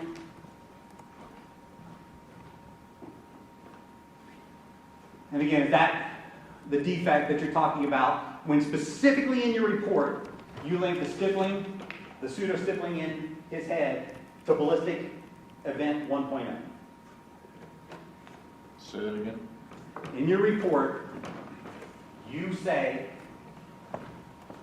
that the pseudo-stippling that we saw in that picture of Mr. Rhoden's head is linked to ballistic incident or ballistic event 1.0. Well, it's certainly consistent with what we're seeing here.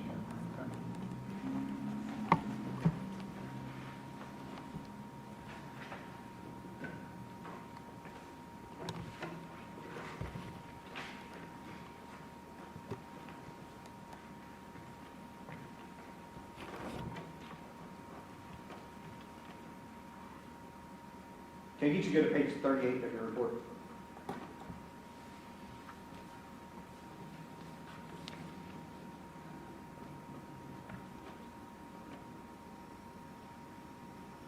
Paragraph 3.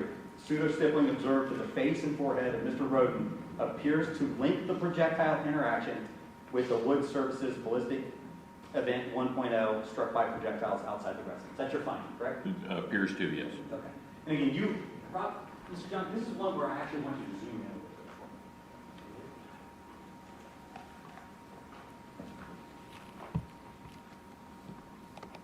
Stop right there.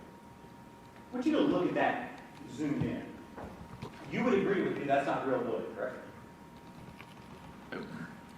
Well, sometimes you have laminates that are associated with it, laminate having a wood characteristic to it, but the underlying base is certainly some sort of composite. Okay. And clearly it has a texture that, again, is a composite that's not straight wood splinters. You would agree with that, correct? I'd agree with that.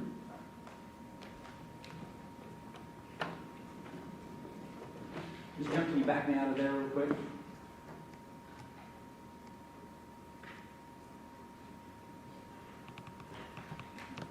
And can you give me State's Exhibit A-159? I'm going to put State's Exhibit A-159 up on the board. The second thing that your opinion is based on with respect to the fact that Mr. Rhoden was shot outside on that porch is that ballistic event 2 and 3. And can you zoom in on those for me, Mr. John? Stop right there. Okay. All right. Do you see ballistic event 2 and 3 there? Yes. Again, explain to the jury what they're seeing with respect to those two ballistic events as compared to 5 and 4.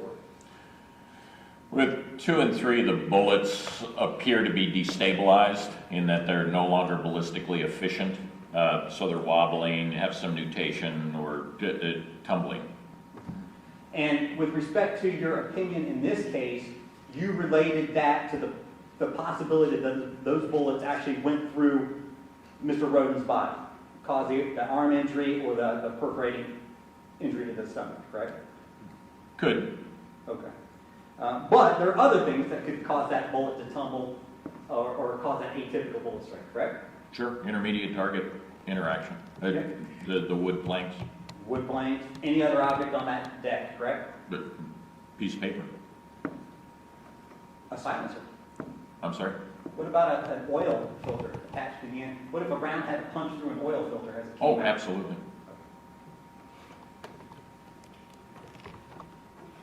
Can you back that up just a little bit for me?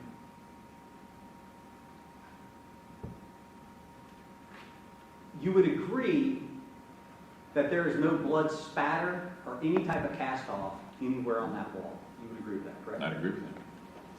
And you would agree, I'm going to put up what's been marked for identification purposes, State's Exhibit A-545. Take a second to look at that. And this has been marked as the overhead related to biological evidence that was collected from that scene. You've seen that as well, correct? I have. And you would agree that there was absolutely zero blood smears, blood spatter, blood droplets, blood collected anywhere or found anywhere in this area of the porch. You would agree with that, correct? I would.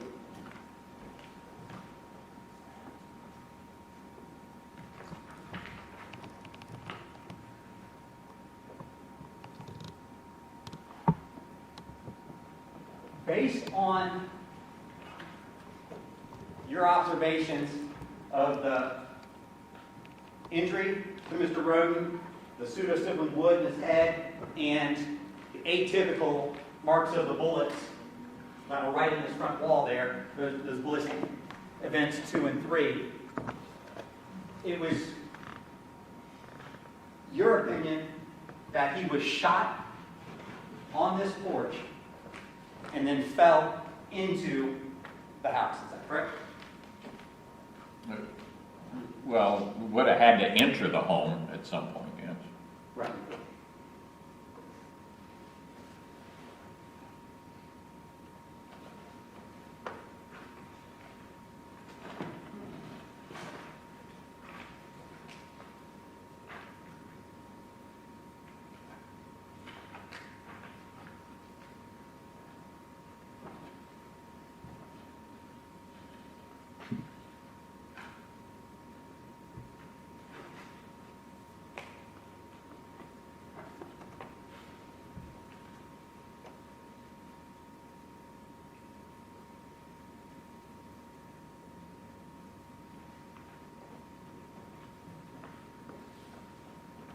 I'm going to direct you to page 38 again. Go down to paragraph 5.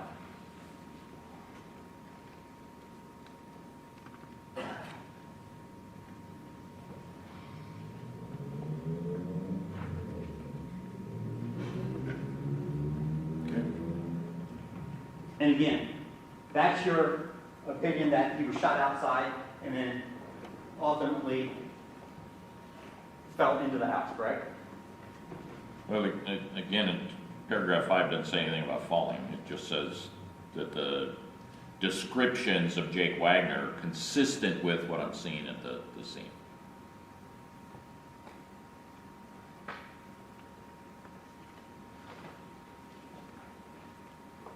Okay. I'm going to take you to page 21 of your report.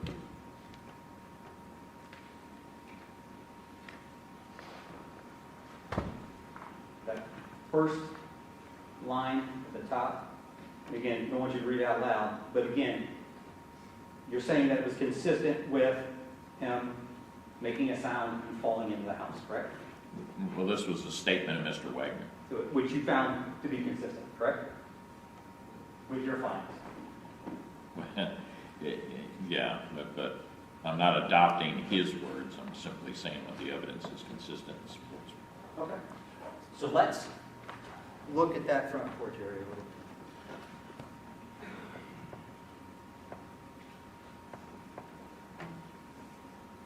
I'm going to stay with this picture. Are we back out all the way? I want to direct your attention to ballistic event 6 on that door. Can you see that? Mr. Rock, can you, or Mr. Jump, can you zoom in? You see that as well, correct? Yes. Okay. And again, you recognize that to be another projectile strike or bullet entry into that residence, correct? It has consistency of that, yes.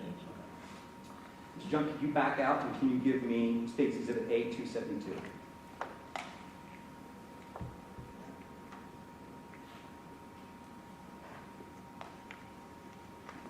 If you will, direct your attention to the right of that door. You would agree that hinges are on the right of that door, correct?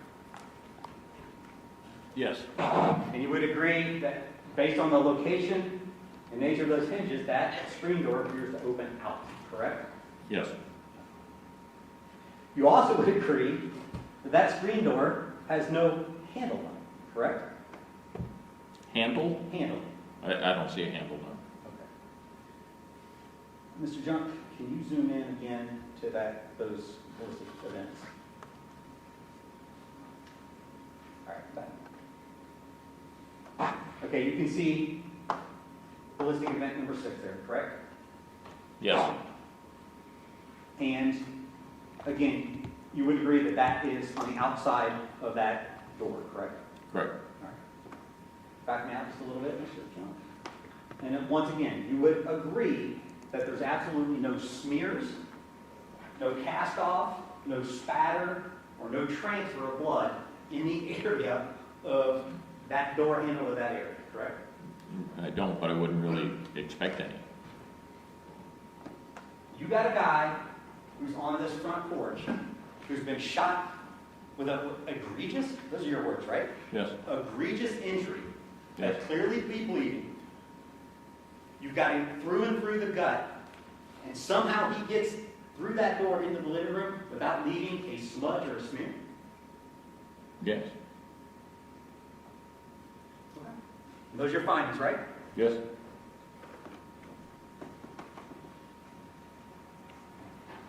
And that's your opinion that he was absolutely outside, correct? the evidence supports that he was outside on the porch when he was struck, yes. So let's go inside that door, Mr. Junk. Can you give me A274? And if you could, well, let me orient you, Mr. Priest. Now we're inside that screen door, all right? And do you see to the right, do you see the wood frame there? I do. Okay. Mr. Junk, could you zoom in a little bit on that ballistic event that's down there? Okay. Do you recognize or do you see ballistic event 6.1? Yes, And that's on that door, the inside of that door, correct? yes, And again, based on your knowledge, your training, and experience, the way these ballistic events are marked is the entrance is given one number, and if it's shown to be associated, it's given like a 6.1 or some kind of number that associates that inside event with the outside event, correct? yes, So again, the one on the outside of that door is 6.0, and the one on the inside is 6.1. yes, And you surely would have to agree that that is indicative of that door being shut at the time that those bullets came through, correct? I'd agree with that.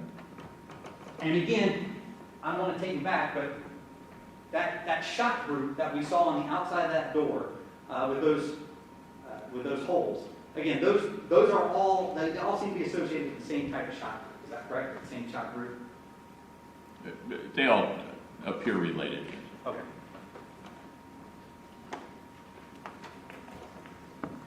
Mr. Junk, can you give me State's Exhibit 304? All right, I'm going to orient you a little bit more. Now we're just going down that wooden door frame a little bit. You recognize that area? I do. Okay, and again, do you see ballistic event 5.1, ballistic event 4.1, and ballistic event 3.1? I do. And again, you would agree that those are associated with ballistic events 5, 4, and 3 on the outside of the trailer, correct? Agreed. Mr. John, can you zoom into that a little bit for me?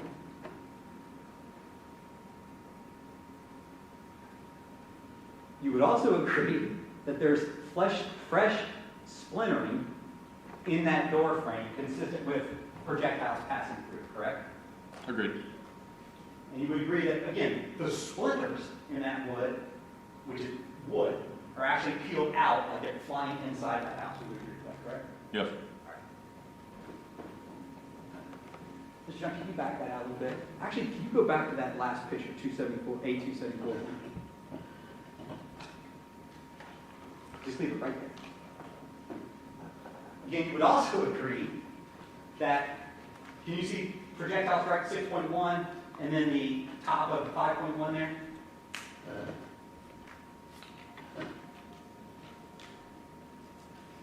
Yes. You would also agree that if an average sized man was standing in front of that door, that would be consistent with being about midline abdomen, midline right arm, if my arm was hanging or down on the side? Oh, I suppose you could align those, yeah. Okay. Mr. John, can you give me 305? Again, same area. You would agree that's consistent with splintering and wood coming through there, correct? You could have wood splintering associated with that, yes. 306. Just keep going. Again, that shows 3.1. Again, you would agree that that is pretty fresh, or there is indicative of fresh wood splintering associated with projectiles coming through there, correct? Yes. And 307. Same thing, correct? Yes. Mr. John, can you give me A260?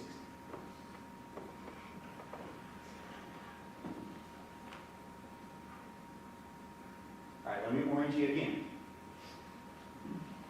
You see at the top of the picture there, can you see that screen door? Okay.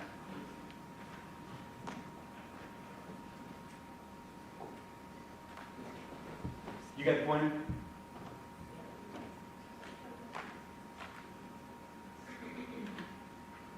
How about this? Aim this one. Yeah. Well, I can see the door.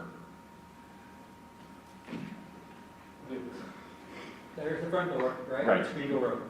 Right. Wood frame right there. Right. Internal wall, and we come this way, and this appears to be some kind of light. You'll get a better look at it here in a second, but it seems to be attached to, can you see the underlying plywood? Yes. Now, again, just inside that front wall, and we're talking about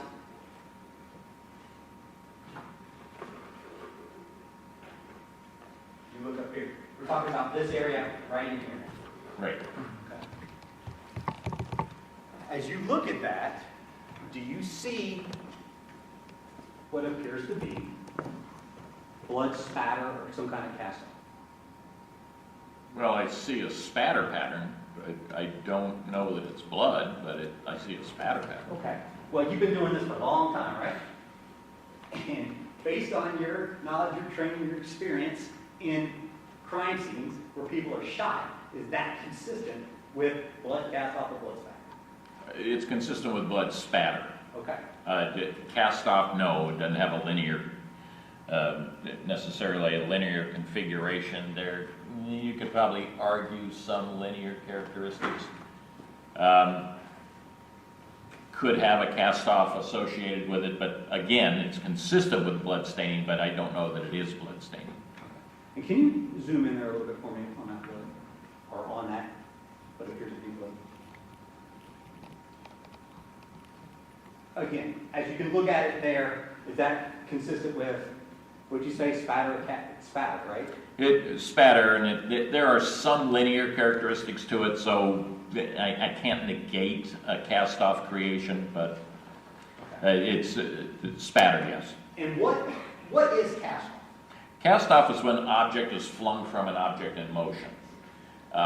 So say, for example, I have a bleeding finger, and I flick my hand. It creates this linear mark of blood being cast away from the bleeding finger. Let's say that I have a liquid that I put on here, and it creates that linear liquid pattern from it. So it could be that I just have blood on my hand, and it's not actually bleeding. So I could put the liquid on here and then create something like that. That would be cast off. It's being flung from an object in motion. And Mr. John, can you give me picture 182?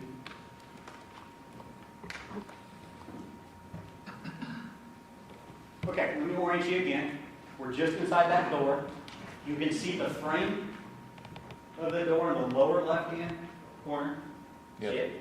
And then as you work your way away from it, you can actually see the plywood and that white sheet that you were just referring to, correct? Yes. And Mr. John, can you zoom in there a little bit closer for me? I want to see the ground. Again, slide me over to the left.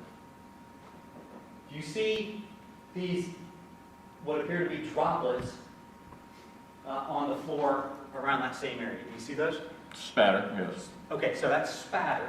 Yes. And what is spatter? Well, spatter spatter in its basic form is blood that is pulled away from something by some force. A drip stain, for example, where you just have a drop, like a raindrop. The only force acting upon that is gravity. If I add force to it in some fashion, all right, now I'm creating greater kinetic energy. So, like with the cast-off that I showed you, or an impact or something where something actually contacts forcefully a blood source, it can actually create smaller spatters. And the greater the force, the greater the kinetic energy expenditure, the smaller the droplets become. Okay. And again, that's consistent. That could be consistent with a bullet passing through and blowing that blood, correct? Well, no. If a bullet was creating this, I would expect much smaller droplets. These are more akin to a cast-off or something like that. Okay, so back me out real quick. And again, we're talking about this area right here. And you testified about cast-off on that white plywood, all right? And you talked about, again, is that consistent with me standing in front of that doorway, inside the house, right here, taking a shot that is egregious to my arm and spinning? No. No? And I'll explain why. Especially when you're dealing with a skin wound like that arm, the first thing that has to happen, that bullet is moving between 2,700 feet per second and 3,000 feet per second. So it's moving. When it strikes that arm, it's well gone before any bleeding actually begins. Right. Now you have to have the compromised veins or arteries, and again, I'm not seeing any artery compromise in the stains that we're seeing here. But it's not like the movies where somebody is shot and you have this massive blood storm that is coming out. It doesn't occur that way. So the first thing that happens is the bullet's going to go through there, and then bleeding has to begin. And that may take seconds before it starts, and then if it's stemmed in some fashion, it's going to take longer. And then I'm going to expect to see the blood staining more passive in nature. So the fact that I have this spatter pattern here, that tells me that something with blood on it is being moved, but it's not a bullet that is creating those stains. Right, you misunderstood me. Okay? So I wasn't saying a bullet created that. What I'm saying is, I'm standing in front of that door. A bullet passes through my arm, passes through my gut. I do one of these, put my head about level with those wood chips, right? And then I spin like I'm going back to my room or making a run for it. That spinning motion, I've had a second to start bleeding. That spinning motion could certainly produce that cast off. And I can't negate what you just demonstrated as a possibility. Right.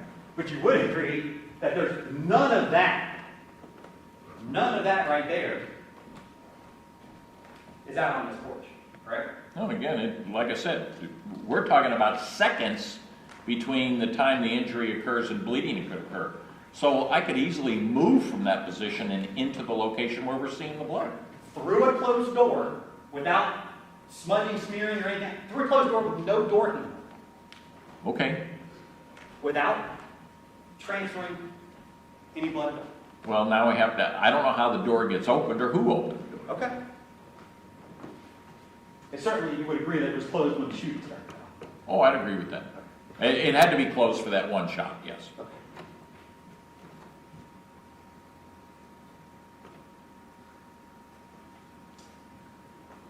You would agree that this spatter and cast off that we see in these pictures in the living room is contained to the living room, correct? I'd agree with that. Okay. So clearly, there's no evidence that a wounded person ran and had cast off or spatter anywhere other than this confined space, correct? I'd agree with that. So you would certainly agree that Chris and Gary, after they were shot, or when they were being shot, were right in this area, correct?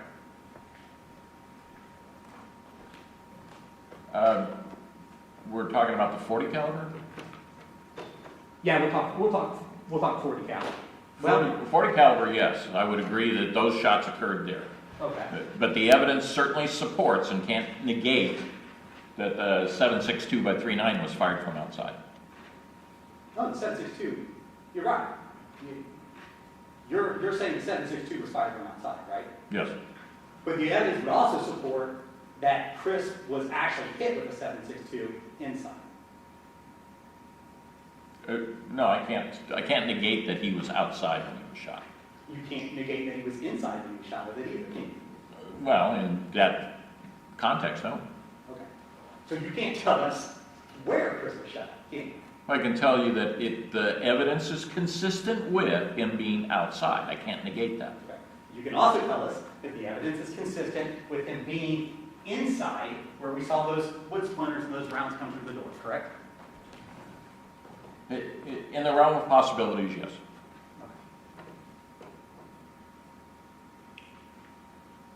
And you would agree, again, that there's no blood out on that porch. And again, I've explained why I wouldn't expect to see it. Let's talk about another wound that Chris Sr. suffered. Again, you talked about cast off and the blood spatter in this area right here.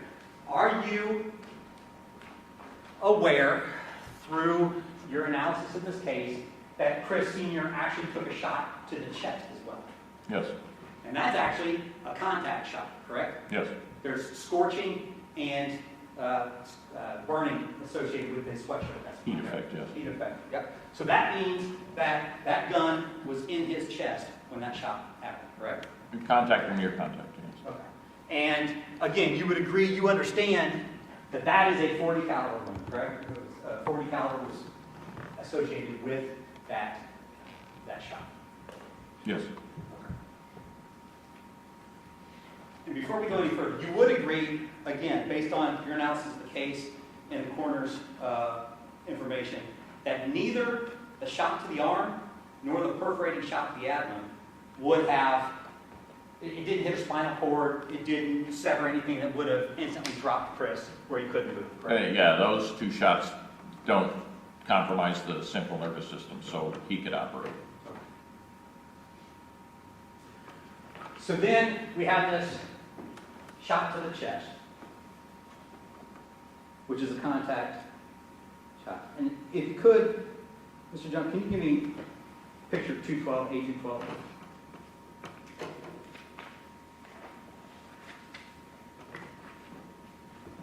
I put up Stacy's at A212 for the jury and for you. And you see blood, again, you see the drag, or what do you call them, the swipes, or It smears. smears, but it's consistent with the drag, correct? Yes. All right. But to the right of that, there's also some spatter, some droplets as well, correct? Yes. And there's actually a little pool of blood there as well, correct? Yes. And that is consistent with a body or a bleeding event being there for at least I won't say extended period of time, but with a bleeding event happening at that spot, correct? Long enough to create the volume. Correct. And you are aware that just under that recliner, to the side of it, there's a hole in the floor with some blood around it as well. Yes. Now, when you gave us your draft report, again, same draft report, the only report that you've done in this case, you were unaware of who that blood belonged to, correct? Correct. And I'm going to, so I'm going to show you again, up here on the States Exhibit A545, there's 18 and 19, item 18 or 19, and again, those are samples of blood that were drawn. Now at this time, I'd ask permission to read one of the stipulations. Is this a stipulation we've already had? No, we've already had it, correct. Yep. I'm going to read a stipulation that's already been entered into evidence in this case. Stipulation number 7, swabs from the stain in the living room of 4077 Union Hill Road contained in photo ID 18 tested positive for blood. The DNA profile of the blood from this swab contains Chris Rhoden's DNA. Chris Okay. Rhoden Senior's DNA. Okay.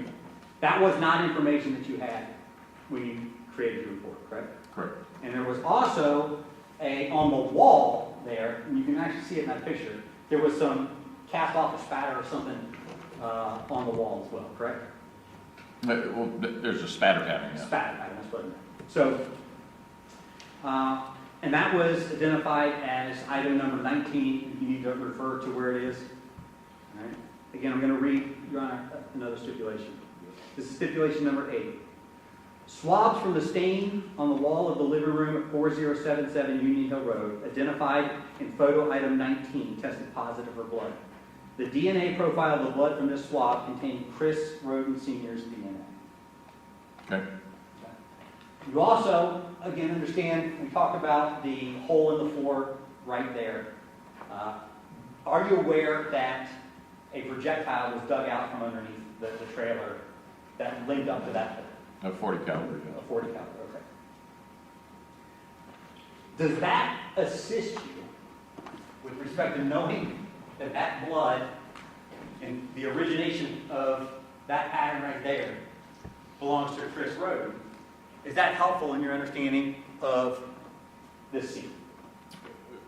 Well, certainly it tells me that Chris Rhoden he's in this location while bleeding, and that he's likely the source of that drag, the longer of the two drag trails.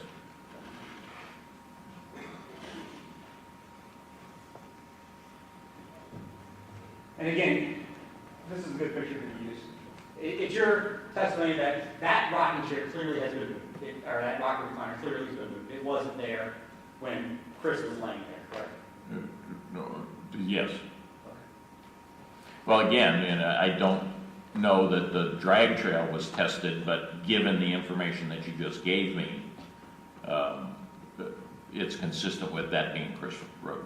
Right. So, again, when you look at that, it's fair to say that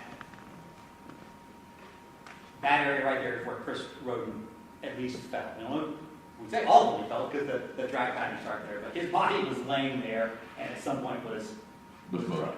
Yes. All the way back to that bedroom, correct? Well, yeah, he's dragged from there, and then it stops for a period because we have more pooling Correct. and accumulation, and then it's dragged further. Correct.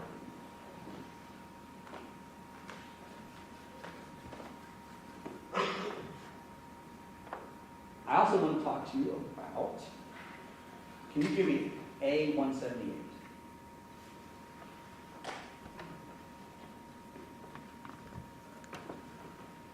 Okay, State Exhibit A178. Are you aware, again, that there was blood found on that back wall there? Yes. And at the time that you did your report, you did not have information, your draft report, you did not have information with respect to who item number 20's blood was or the blood on the back wall, correct? Correct.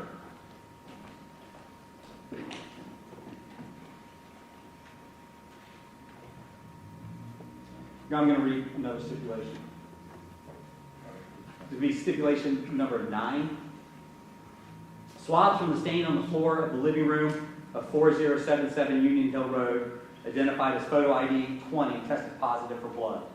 The DNA profile of the blood from this swab contains Gary Rhoden's DNA. Also read number 10. Swabs from the stain on the back of the wall of the living room area at 4077 Union Hill Road, identified as photo item number 21, tested positive for blood. The DNA profile of the blood from this swab contains Gary Rhoden's DNA. Again, does that help you with understanding where those bodies ultimately came to rest in that scene?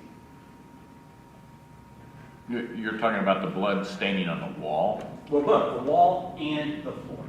Does that help you look? Does that help you understand better where Gary was in that room? Well, as far as the pattern on the wall, I mean, that could have got there any number of ways. Okay. But as far as the floor, do we know exactly where on the floor? Number 20. So it's right at the apex of this turn right here. Okay, so, yeah, I can say that his blood is in that area. Okay. You would also agree, as you look at that picture there, you would also agree that this drag mark right here actually is broken by what appears to be a swipe in the area of that rug. You would agree with that, correct? Well, the drag trails are intermingled at that point, yes.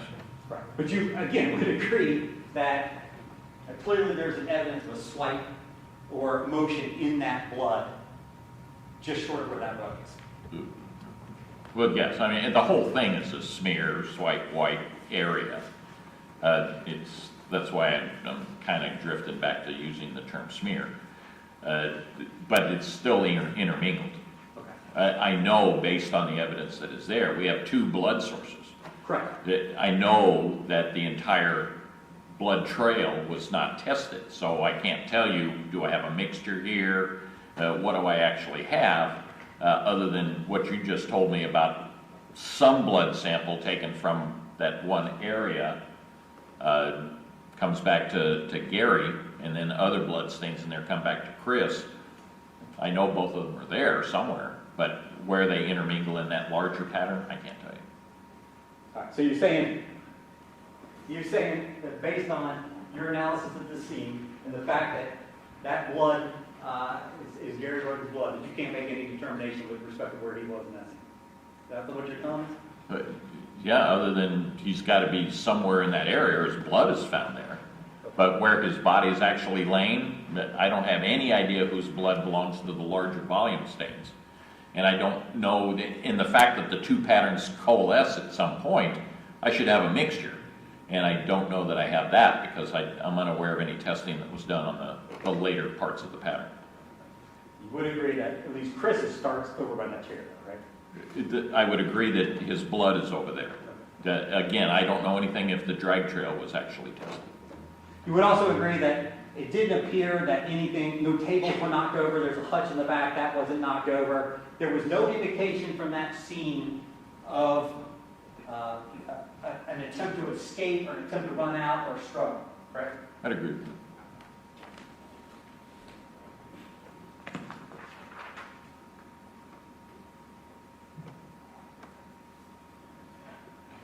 In your time, and Mr. Judge, you can minimize that for now. In your time working in this field, do you know who Bill Boziak is? William Boziak.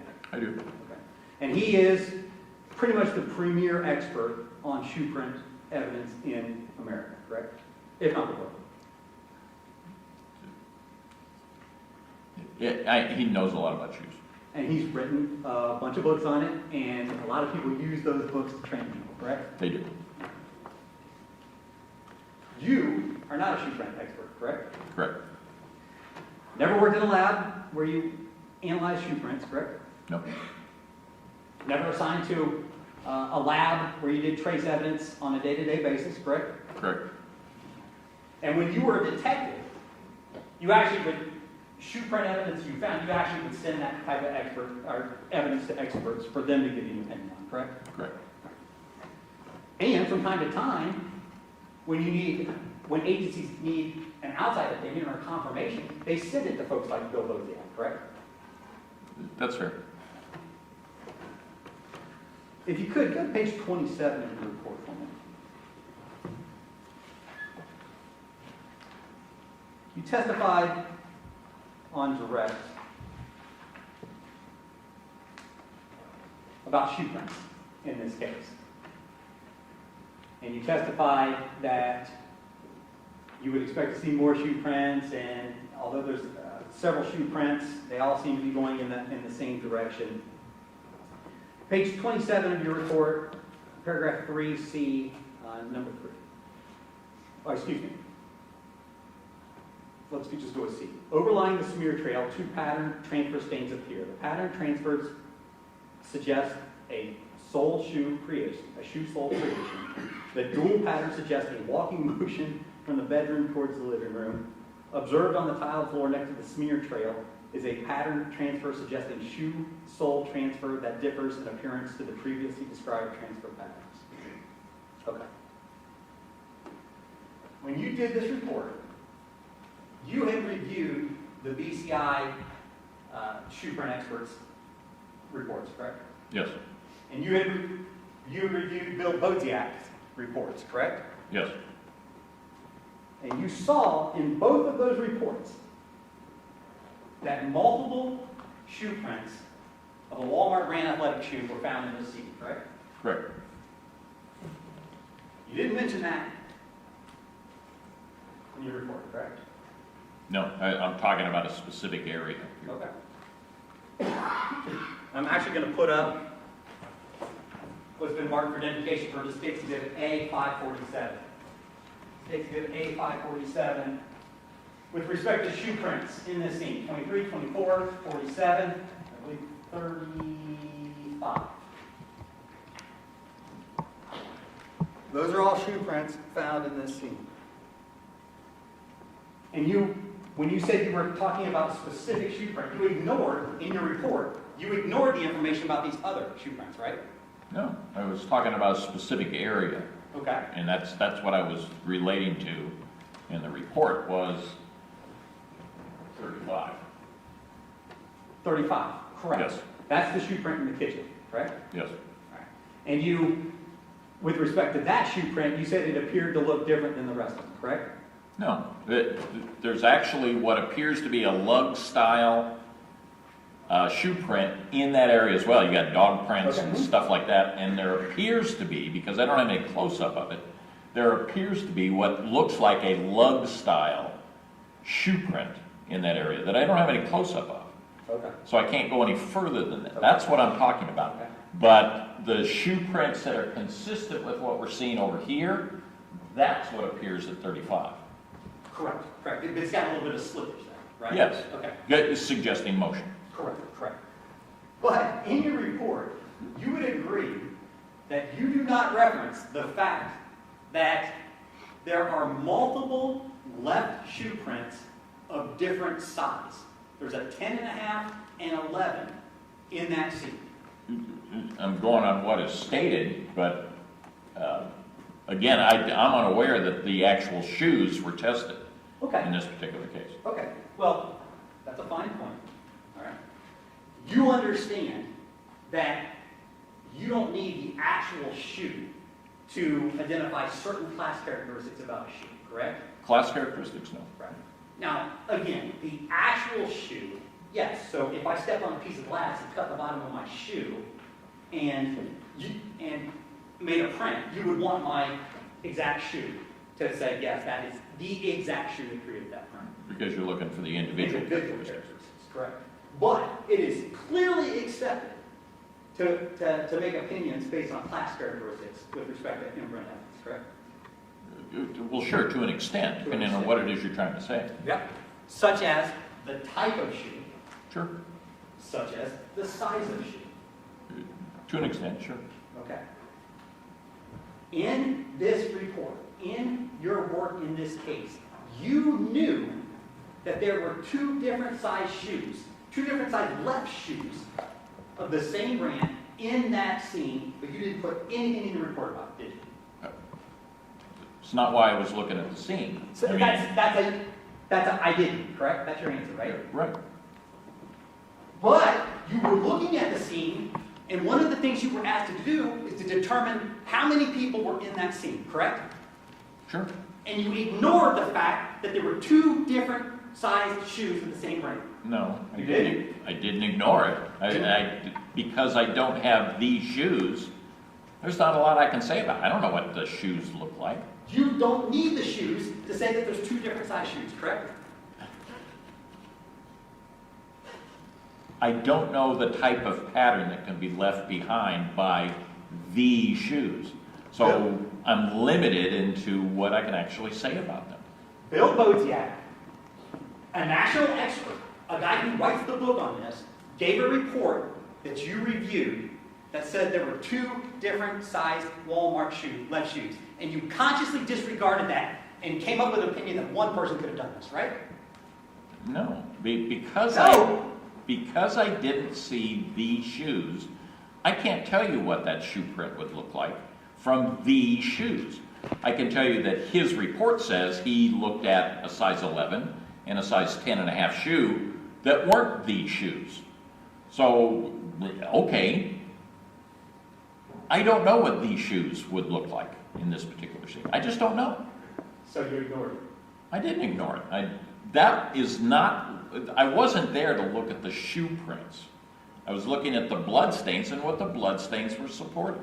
The blood stains on 2 different size left shoes.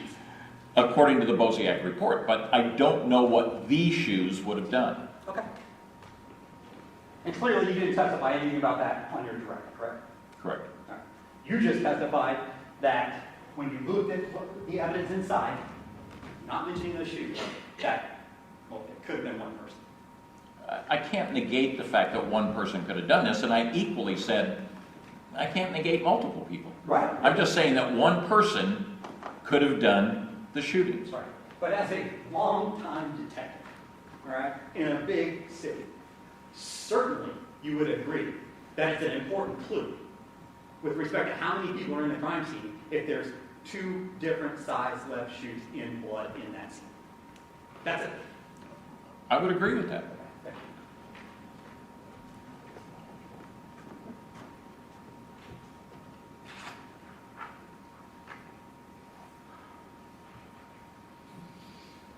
I want to go to page 39. I'm going to move on to scene 2 with you real quick. 4199 Union Road.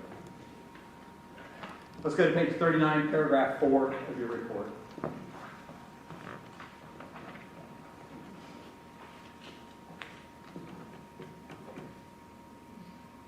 Let me know when you're there. I'm here. All right. You're looking at bloodstain and bloodstain patterns on the bodies of Clarence Rhoden and Hannah Gilly. That's Frankie Rhoden and Hannah Gilly. Support movement of or secondary contact with the bodies. Yes. And then you say the movement pattern suggested by the bloodstains and the bloodstain patterns indicate some rotational positioning as well as motion contact by secondary objects such as hand or fingers. You put that in there, correct? Yes. Now, you knew when you did this report that there was a baby in that bed with them all night. You knew that, right? I knew there was a baby that was there. Whether it was in the bed or not, I can't tell you. I don't recall that off the top of my head. Okay. If there was a baby in that bed, in between the 2 of them, all night long, certainly that would account for some of that movement in the blood that you saw, correct? It could. Not the motion stains that I saw, no. They weren't that size. They were larger than that. They were more consistent with a larger hand. Okay. So if I'm in bed all night trying to breastfeed, I'm a little baby, and I'm swiping or moving, and I can make patterns in that blood, correct? Well, sure, but that's not what I'm seeing. And certainly you didn't report that there was a baby in there, correct? That's correct. Did you ignore it? You didn't ignore it, did you? No, I can't remember there being a baby there.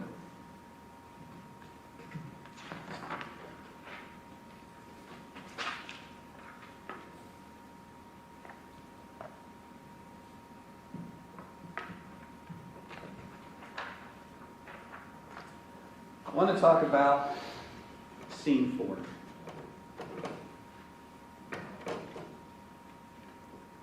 And that recreation that you did with respect to shooting that gun. Now, you would agree you never went to the area known as 799 Left Fork Road, correct? Correct. And you never went onto that property and shot a gun on that property, correct? Correct. And you never asked or attempted to gain access to the trailer that was removed from that property to do an experiment, correct? Well, no. Okay. You know, when you teach your classes, surely you teach your students or train your students that when you're doing a recreation of something, you should try to make it as real as possible. That's something you teach, right? Sure. That's important, right? It can be.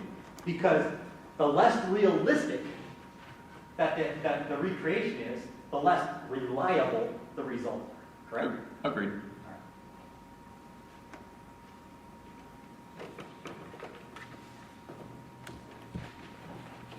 Are we on JJ now? I have a quiet from Jay.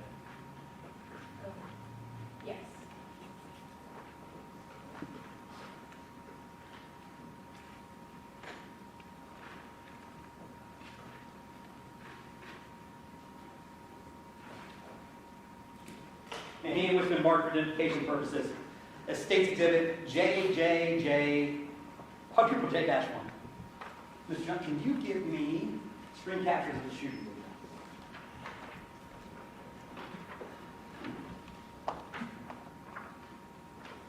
Down at the bottom.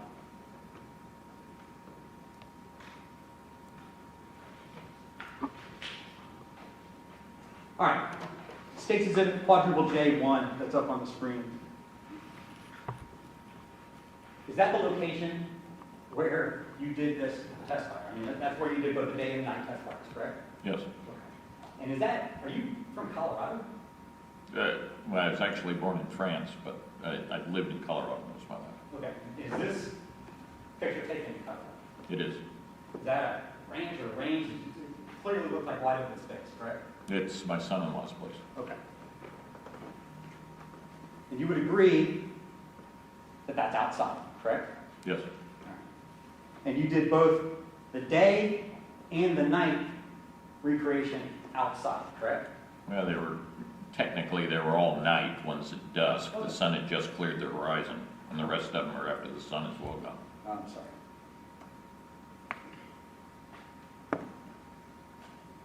You would agree also that that shot fired inside Kenneth Rhoden property was shot inside the trailer, right? Agreed. And you would agree that although in your recreation it was dark and you used a Glock with similar ammunition, that was about the extent of the similarities, correct? Yes. Let's talk about light briefly. I'm going to hand you what's been marked that states as a quadruple J2. Quadruple J2, if you take a look at that, go ahead and give me that nice PowerPoint. Again, if you look at the top of that, there's a file name that ends in 8936. And again, if you look at the bottom, you can see that there's a bar where it's been playing. You would agree that that's a screen capture of one of your videos, right? Yes. And even though it was outside in wide open spaces, clearly the gun still made a flash, correct?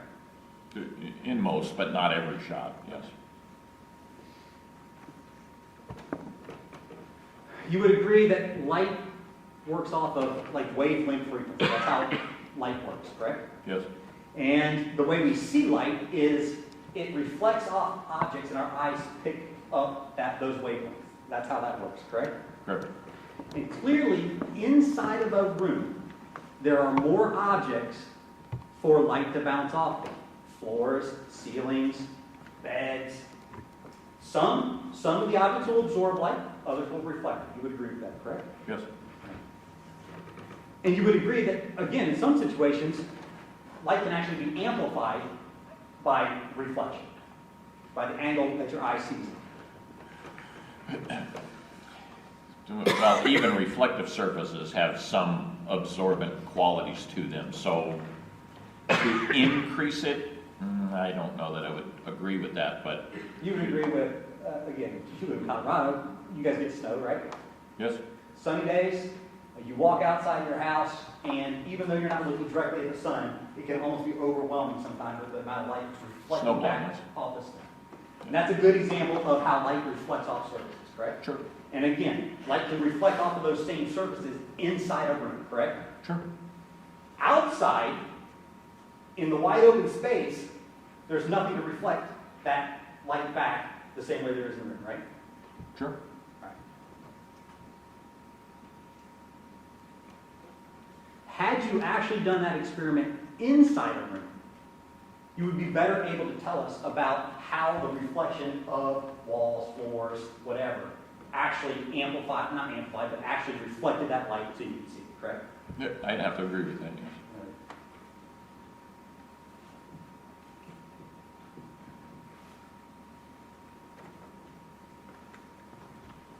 Give me 1 second.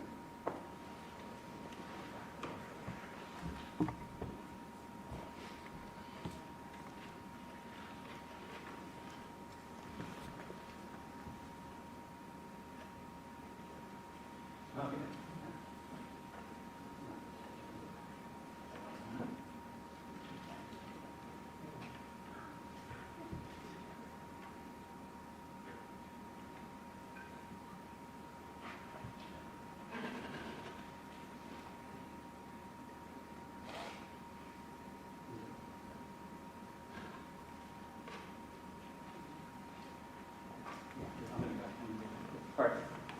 All right, Mr. Priest. A few more questions for you.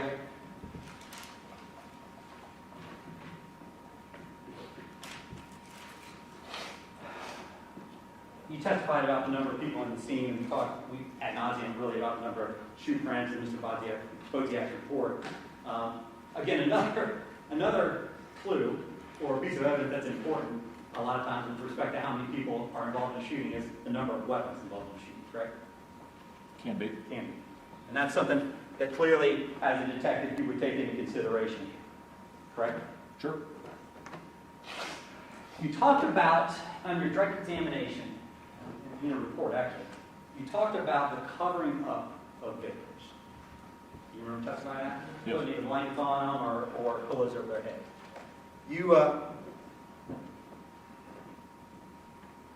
And basically that goes to like offender behavior. And you talk about depersonalization of a victim. That's something that an offender may do to depersonalize or hide a victim, correct? That's fair. All right. There are also, in your career as a law enforcement officer and a detective, there are also other behaviors that are indicative of criminal behavior, right? Other activities. There's lots. Mm-hmm. And you would agree that creating mementos or trophies is something that sometimes you see with respect to an offender in murder cases. More along the lines of serial offenders or repeat offenders, you start seeing trophy gathering, but you can't see it in single offenses. Okay. And it, again, part of it is it allows the offender to kind of recreate or there's something associated with its pride or something associated with that killing, right? Well, sometimes to relive the event, and Okay. sometimes it's just because they want the object. Correct. And again, you see, you'll see hiding evidence in a location that's familiar to you so you can go back by it and relive it or be close to the evidence. Could be victim clothing, could be weapons, could be anything like that, correct? Sure. Okay. I'm going to show you what's been marked for identification purposes. The State's Exhibit D201. State's Exhibit D201. Can you look at that first? Yes. Can you tell us what that is? It's a photograph of, I just lost his name, Kenneth, showing what appears to be a gunshot wound of his right eye, and associated with some blood stain. Yeah, I'm going to publish this.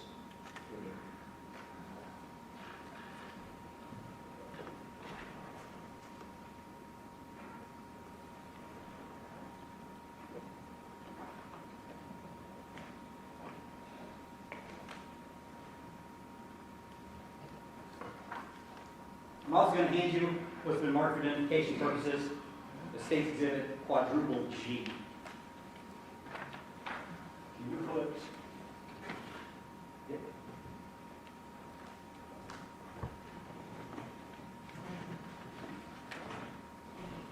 State's Exhibit Quadruple G that's on the screen. Can you tell me whose name is attached to that image that's on the screen? On the screen, Yes. George Wagner.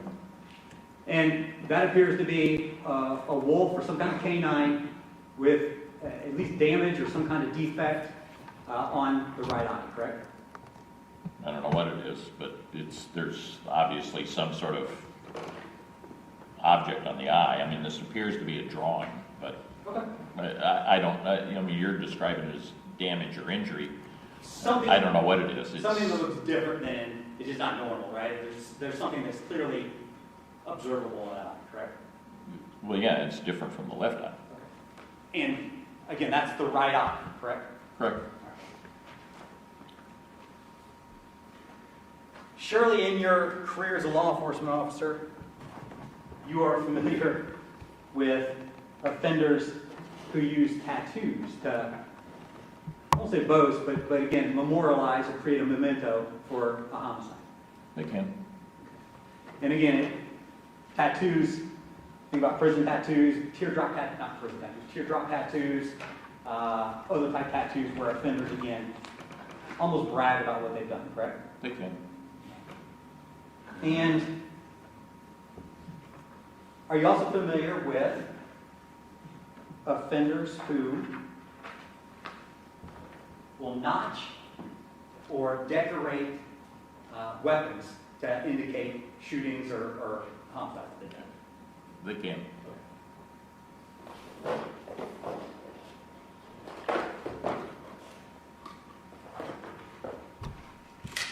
going to show you what's been marked for identification purposes as State's Exhibit Double D 616.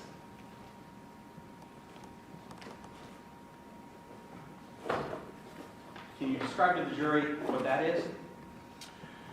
Well, it's a Beretta firearm, looks like 9mm caliber. There's no magazine in the magazine well, and there's no round in the chamber, and the slide is locked back, and it has a pair of some sort of white composite grip with graphics on them. Okay. And specifically, those graphics are the Grim Reaper, correct? We're going to get a Grim Reaper on one side and what looks like, I guess it could be the Grim Reaper on the other side, but they're different. Right. Different views of the same Grim Reaper, correct? Or of the Grim Reaper, correct? Well, one is a skull with a guy that looks like he's wearing a hoodie, could be the Grim Reaper. The other one, clearly, because of the sickle, would be consistent with the Grim Reaper. I'm going to hand you what's been marked for identification purposes, State's Exhibit Double D 618. Again, you describe that. Sure. Again, we have a Beretta firearm. Appears to be 9mm caliber. The chamber is empty. There's no magazine in the magazine well, and the slide is locked back. Similar grips. Again, based on your knowledge, your training, your experience in this area, does the Grim Reaper symbolize death? Can.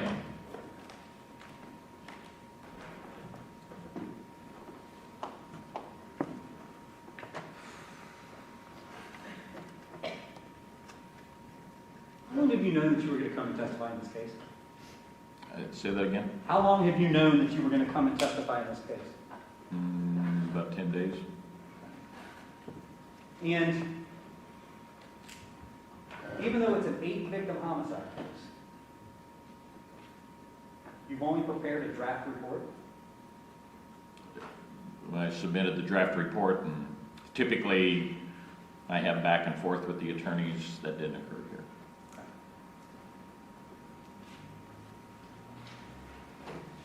You never came to walk through any of these scenes, did you? No. Never came to view any of this evidence actually in person, did you? No.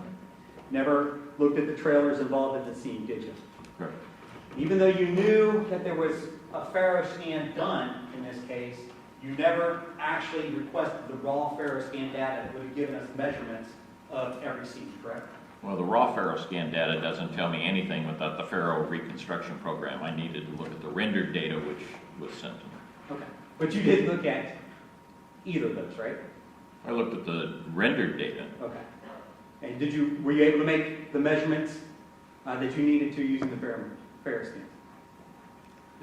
I was able to assess some of the measurements. You never met with BCI, any of the agents, any of the crime scene agents to get better context of what they did in this case, did you? No. And with some exceptions, you haven't been able to recall the names of the victims. That's not unusual for me. I forget names moments after hearing them.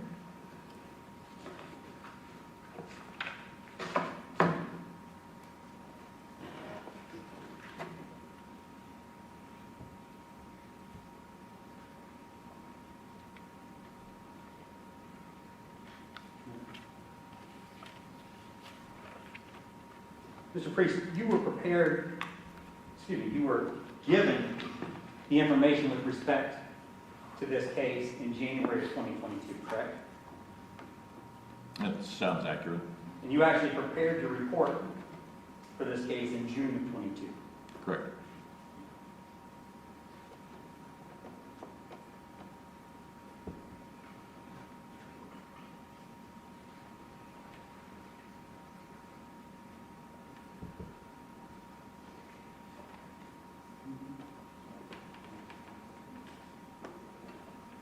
I've done it pretty.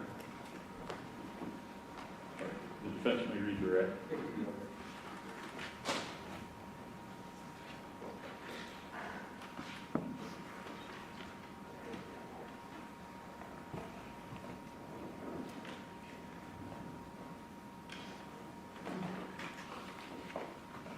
Sir, you were showing some pictures there at 47-7 regarding some smears, and you were asked questions about those trails in the body. Do you remember those questions? Yes.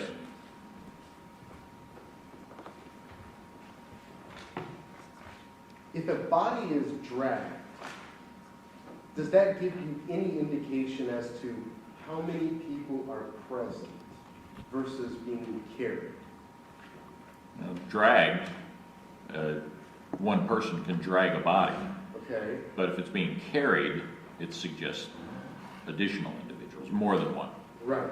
And so based on the photos that we have here on the floor of the smear trails, that's an indication of a drag or a carry. Drug. And if you have more than one person and they want to move a body, what would you expect to see? Well, and certainly you could have a drag, but it's just unusual. Why not carry it? I mean, Okay. with two people. All right. You were also asked about print. I'm not going to get into your analysis of print. You're not a shoe print expert, right? That's correct. However, in the photos that you saw, well, the area, the space in which that blood smear went by the treadmill and the tape, do you remember that area? Yes. Did you see a right print anywhere through there for a right shoe?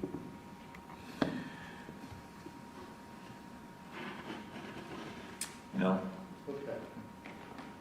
Find a right shoe at all in that area, whether in the living room or anywhere else. That's correct. Okay? And if there were more than one person in that confined area, what is your opinion as to the likelihood of there being additional prints or crossover prints in blood? Well, given the amount of blood that's on the floor, I would expect the likelihood of interaction to be greater. So I would certainly look for multiple prints and overlay type of prints, but I guess they could have been very clean. I don't know. Now, if we could see quadruple J2.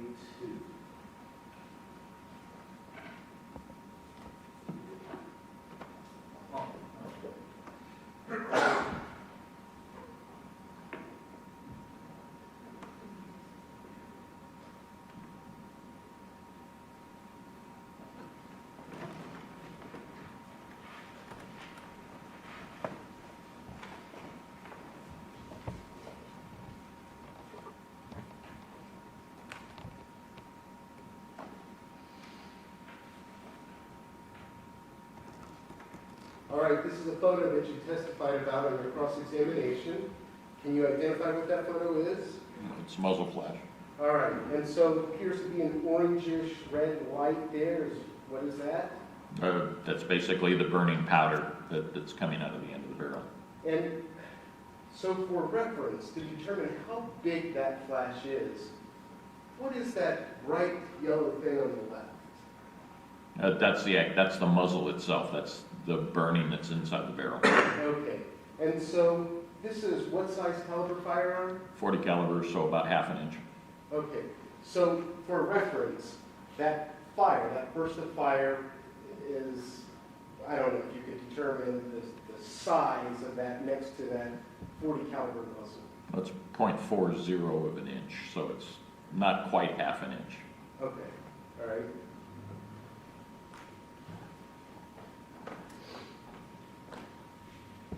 I don't have the pictures here of that camper, but hypothetically, if the door was closed and the blinds are closed, are you going to see a flash of that size if you're standing outside? I wouldn't expect to see a muzzle flash from a firearm at all, based on my experience, but certainly something that small, not likely. Okay. You were asked about mementos, too, of murders. Now, let me ask, what size firearm and caliber size is that in that photo? That's a 40 caliber. That's a .40 caliber? And what was the brand? Glock. All right, and so you were shown this firearm. What is that? That's a Beretta, And the size caliber? 9mm.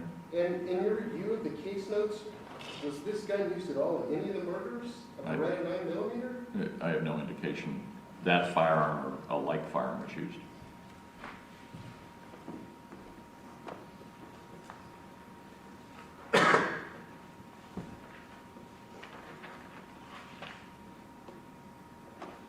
There may be, tell me if there's different versions of tunnel vision, but you testified about what tunnel vision is, right? Yes. Now, you were a detective for the Denver Police Department for how long? Well, I was a detective for about 29 years, 27 of which I spent doing death investigations. Okay. Now, as far as the government goes and the prosecution of the case, is it common or is it a problem to get tunnel vision in regard to a theory of the case? Well, I guess it depends on the level of stress that's associated with that. Right, so if you have a theory on how something occurred, is it possible that you could have a tunnel vision as to who your suspect or how things happened? Well, no, I mean, I'd need more information than that. Okay. Thank you, nothing further. Any further Just questions? very, very brief. One of the ways you ensure that you're getting to the right suspect is you rule out other suspects, correct? That's a common practice. Yes. Yeah. And then once you get to where you can't rule people out, then you look at the evidence and rule people in. That's how you do it, correct? Well, what will the evidence support? Correct. Correct. And again, you look at things like ballistic evidence. You look at things like shoe print evidence. That's the type of forensic evidence that you look at in trying to determine who may be involved in a case or how many people may be involved in a case. The who usually goes to something that is going to give me the who. DNA, for example, fingerprints, for example. That's going to give me who. Other things may give me suggestions. Right, right. And that's circumstantial evidence, correct? Yes. And then you can't tell us how many people are involved in these homicides. No, but when asked, could one person have done all this? Sure. But I can't say multiple people did not. Right. And again, you've already admitted that you've ignored other relevant, or you didn't take into account other relevant evidence with respect to shoe prints in the scene. No, that's not true. I simply said that the evidence necessary for me to give it more weight wasn't there. Okay.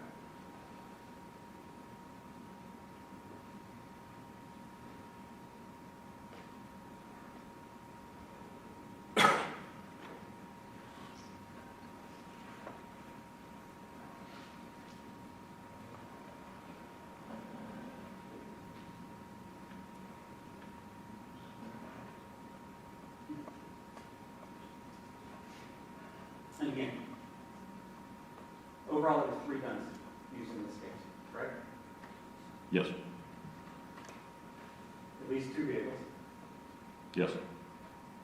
and at least 2 different size, same range shooters, correct? Yes. No. Anything further from the defense? Nothing further. Thank you. All right, I accept that. Thank you. You. Does counsel for either side have anything before we recess for our lunch recess? No, Your Honor. No. We will recess until 1:30. Ladies and gentlemen of the jury, while we are at recess, do not discuss this case among yourself or with anyone else. Do not permit this case to be discussed with you or in your presence by anyone. Do not form or express an opinion concerning this case. do not do any research at all concerning the case, either as to the facts or as to the law from any source at all. Do not read, view, or listen to any reports or accounts of the case from any source at all, and have no contact with any of the participants in the case, including parties, counsel, or witnesses. At 1:30, please assemble at the jury room and be brought back up here by court personnel. Again, anything further from counsel, please. All right, with that, we are in recess until 1:30.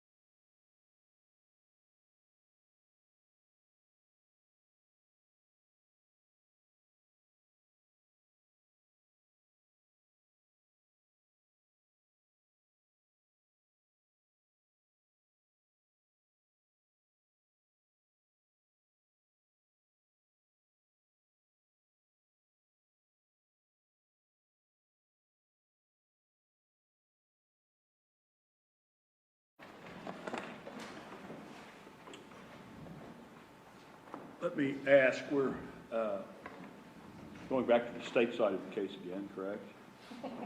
Yes, Your Honor. And we'll be playing some recordings, is that Correct. correct? With the transcripts. Correct. And does, at the end of this day, and will the, we talked a little bit about scheduling. We anticipate the jury coming back on Monday, or?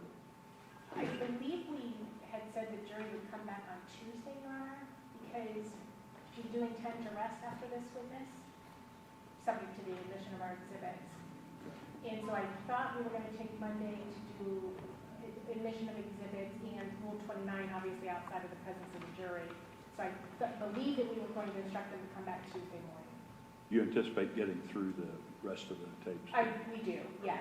And I think then the only other question is, I mean, assuming they have other witnesses, correct? We do.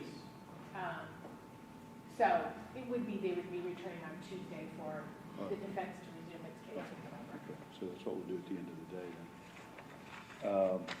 Is counsel for both sides ready to have the jury? I just need to check these TVs real quick, since we're going back to PowerPoint, I want to make sure. See, that's not what's on the screen right now, so. Rather do that, do it. Right, rather do it right now than. And I have a copy for the court on a new and improved, this is one. You'd asked me to do all of it, and so we can get the transcript for that call. Number 6, is this one we've already listened to or not? No, No. no, Okay. it's coming up. It'll be the first call for today. There you go, I'm back.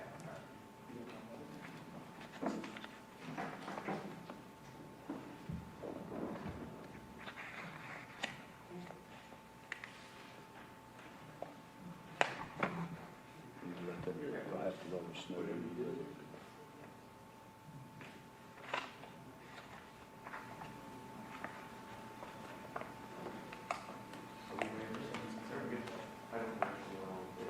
What do you need? I can tell you the call number is next, 1505. Awesome. You guys are usually.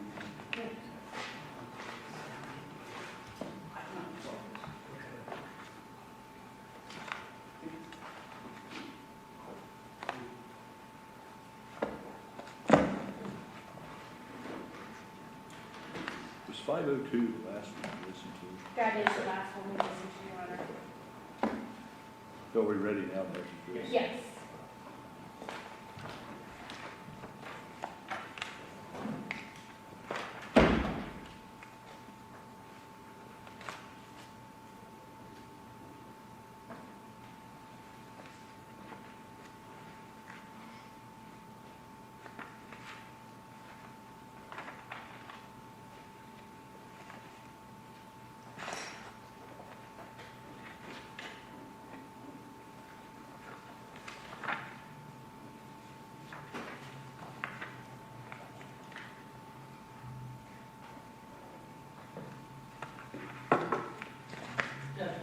Something on the record real fast. Yes. Judge, we just want to make sure that our objections that we made yesterday, previous cases, these transcripts are carried forward. The one that we've already argued The before. ones without we've the already jury. argued before, just so they don't have to interrupt the proceedings that we continue, Judge. Is that okay with the state? Yes. Yes, Your Honor. Of course, rulings on them will remain, but that's. Thank you.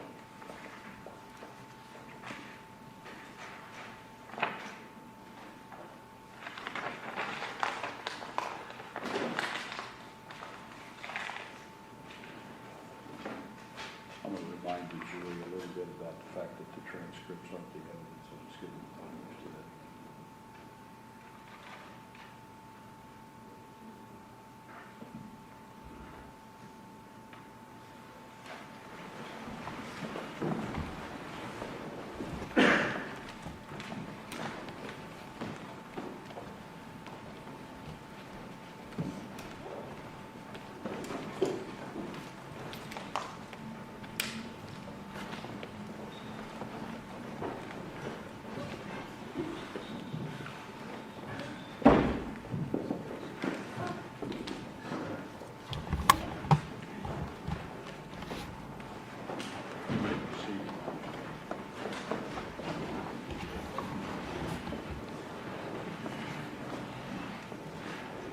Ladies and gentlemen of the jury, we have heard a defense witness, as you're aware, just before we recessed for our lunch recess. Now we are going to begin again hearing the state's evidence.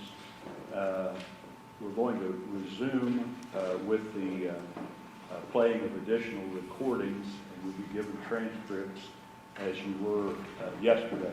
I just remind you that these transcripts are being provided to you as listening aids only. They're being provided to you to assist you in understanding the audio recordings as the audio recordings are being played. The listening aids, that is, the transcripts, are not evidence. They're not intended to replace or overrule your understanding of what you hear on the audio recordings. The audio recordings themselves are the evidence. The listening aids, and again, that's the transcript I'm talking about there, are to be used only as listening aids and are not a substitution for the content of the audio recordings. And these listening aids will be gathered up after each recording, and you will not have these transcripts or listening aids with you in the jury room.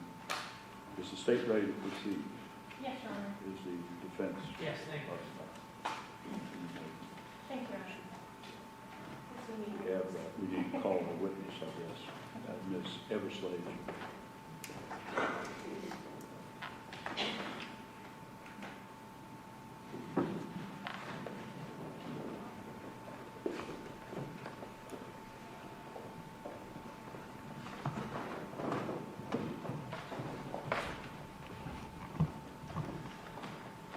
Since we had a break between your testimony of yesterday and today, I'm going to ask you to raise your right hand. Do you solemnly swear or affirm that the testimony you are about to give shall be the truth, the whole truth, and nothing but the truth, as you shall answer to God? And the state may continue examination. Okay. Thank you. Welcome back. Thank you. Go ahead and state your name again for the record. Julia Everslade. Okay. And Ms. Everslade, when we were here yesterday, we had just concluded a phone call which was marked quadruple I-23A, and I believe the call number was 502. Showing you now on the screen what has been marked as quadruple I-24. Can you tell us what we are looking at there? This is call number 1505 from this particular line. It's a recording from the device that was named TSA, found in the front passenger portion of the truck. It's dated July 5th, 2018 at 18:37, and the context notes read, Jake and George Wagner discuss Beth and the kids' safety.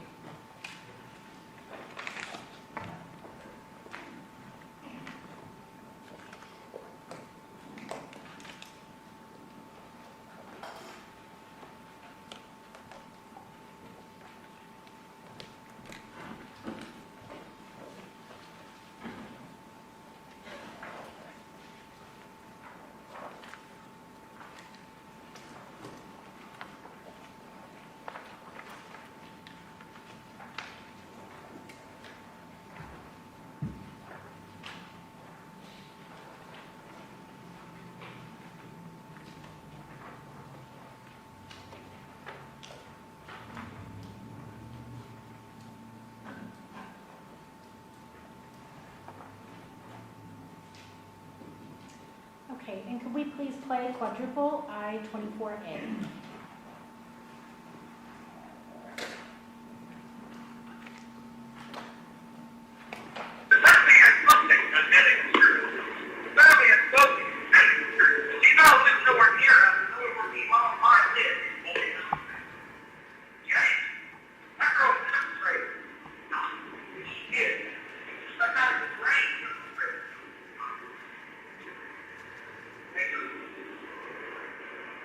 Gunshot.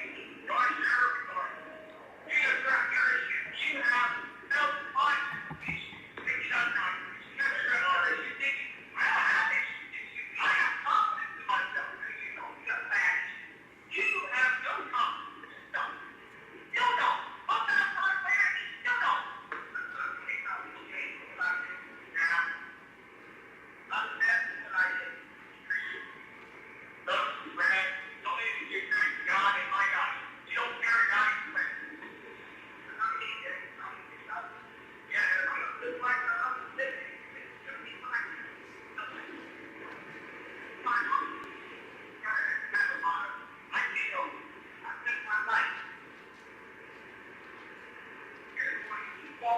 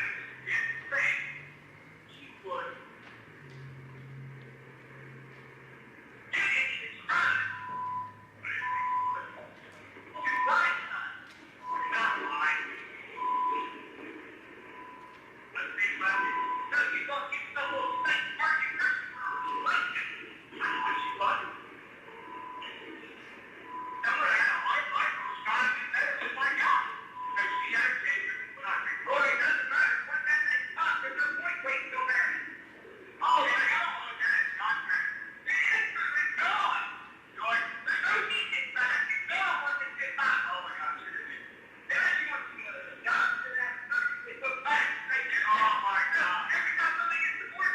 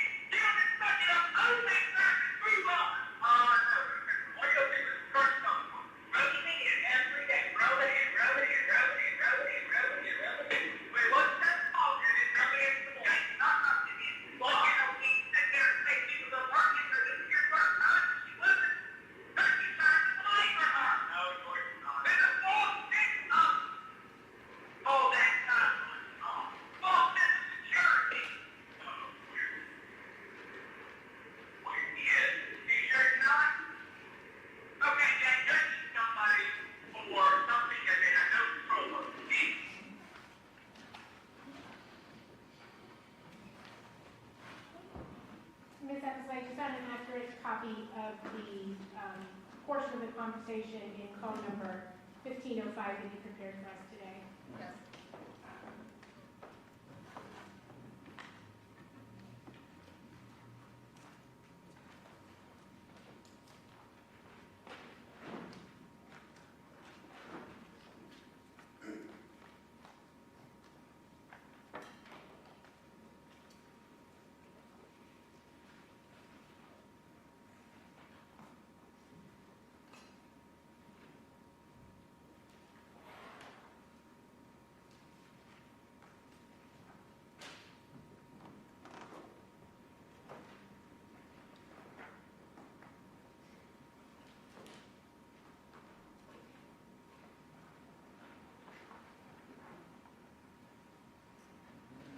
And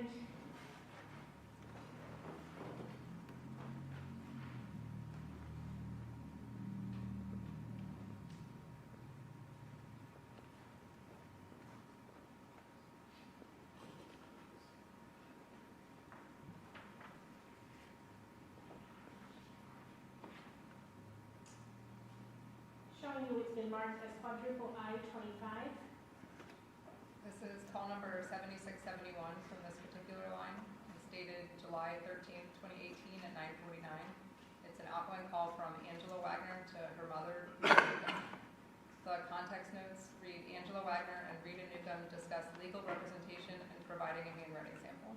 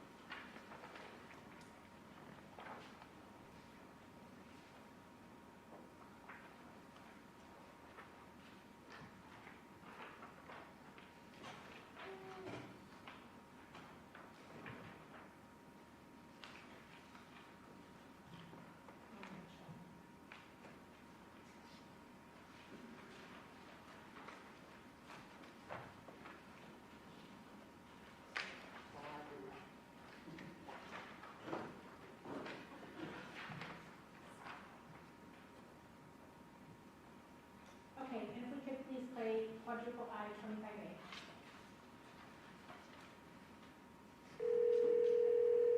Drink. I'm not going to back to home and get a call. Get the call. Hello. Hey, Granny, is Mom there? Yes, it's Anna. Okay.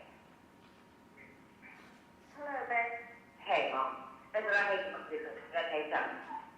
We need to vote. I'm trying to get us both an attorney to go in with us on the 18th. Because one, those Mom says absolutely do not go in there and do anything with those people without an attorney by your side. And John absolutely cannot go. And he's referred me to 2 or 3 different ones that are supposed to be really good. They all got jury trial or some court date already set up because it's so close, which I'm sure they did that on purpose. Anyway, do you think, well, the guy that did your bankruptcy over there, what's his name over there, married you? Okay, yeah. Do you think that, does he do criminal cases like that? Well, he said you could have changed him. I don't know. Well, I don't, here's all we need. We need him to, his name is McHenry, right? Yeah. What we need is, all we need is for him to go in that day. So it's not like, we're getting rid of anybody. We just need him to go that day. I'm going to give him a call. Okay. And see, because if it's both at the same, I talked to 2 attorneys that are real good attorneys, and they said, we definitely need 2 of them, because if they gave us a subpoena at the same time, same day, Yeah. then they'll probably try and put us in 2 separate rooms. Yeah. And, there's a possibility that while you're there, if they think you don't have an attorney, they might say, well, while you're here, we'll just ask you some questions or something, Yeah. It's hard to say, but the attorney I talked to said that it may be different, but usually when they want to write anything, the experts Yeah. have a paragraph that works. They've got some kind of paragraph that is like a little story, like the fox jump. What do you say? The fox jumped over the fence or something like that. Yeah. a paragraph or a story like that, and they'll have you write the whole paragraph.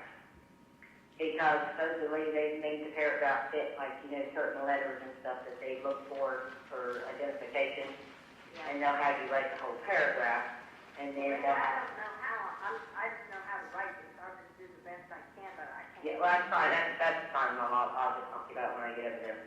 But, anyway, I'm gonna have an attorney with us, because I don't want you going in there, you know, because here's the thing, they said unless they arrest you or something, you can't even ask for an attorney. So, so I'm getting two attorneys to do with it. So I'll call this McHenry, I can't remember his name, I'll call this McHenry guy and see what he says. H-E-N-R-Y. All right, I'll give him a call. It should be in the phone book. Okay, I'll give him a call. Okay. All right, love you. Let's do that. And Ms. Evans, like, does that actually, a fair and accurate copy of the entire conversation in call number 767? Yes.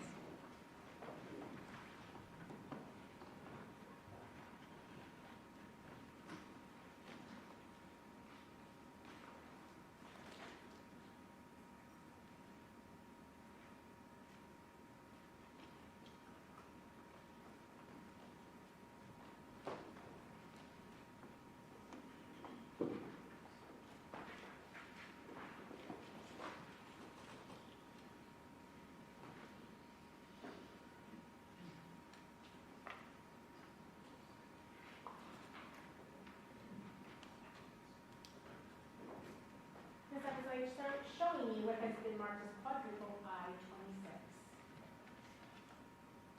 Can you tell us what we are looking at there? This is call number 17306 on this particular line. It's dated July 15th, 2018 at 14:08.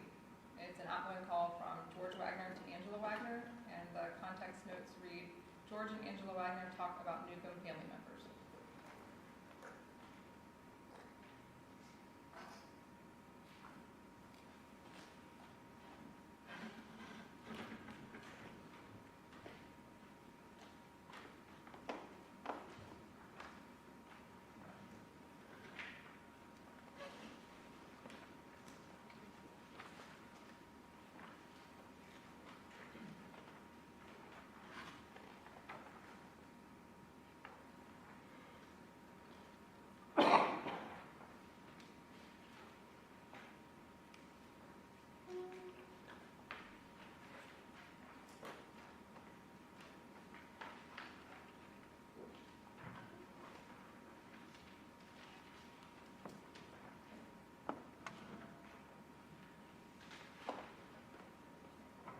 Okay, if we could please play quadruple I-26A.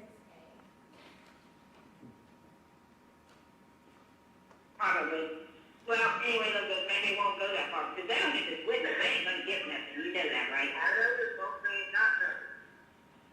Well, what I'm saying is Mom won't be a witness, I don't know why they think Mom's gonna be a witness. Well, Granny told me today that she was,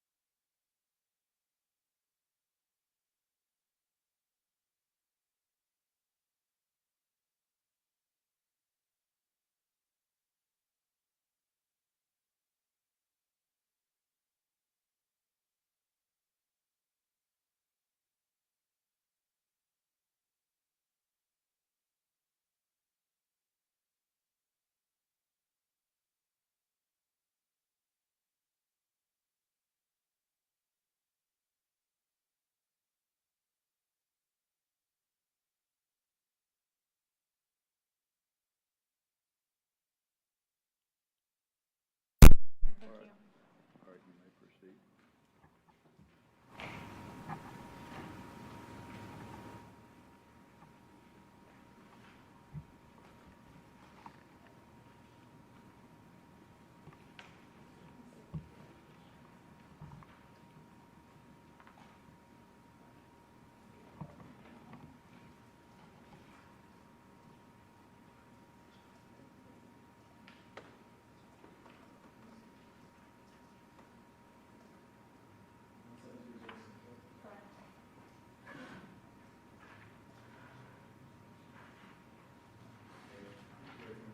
Yes, thank you.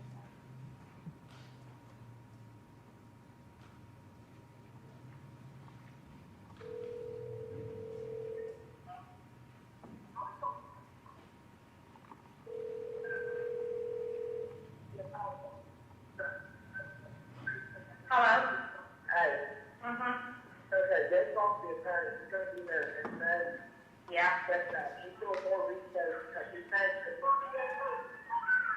need to be their own, she's gonna be their own, to talk to you. Yeah. But he's actually Pike, if he's correct, Pike's going to get it one out of the other, we're going to have to do it. Well, that's really good. Girl, I said, yeah. That's really good, there's really bad news too. What's really bad news? Okay, well, bad news is, the reason that you didn't have a warrant for this is because they probably can't get a warrant.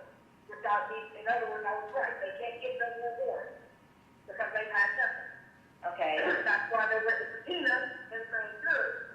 But of course, what you don't do, you grand jury, it don't matter if the evidence they have is made up, if it's fake, it don't matter if they got it illegally, if they lied, cheated, to get it, don't matter if they broke the law to get it. With a grand jury, they can still use that evidence. With a warrant, they can't.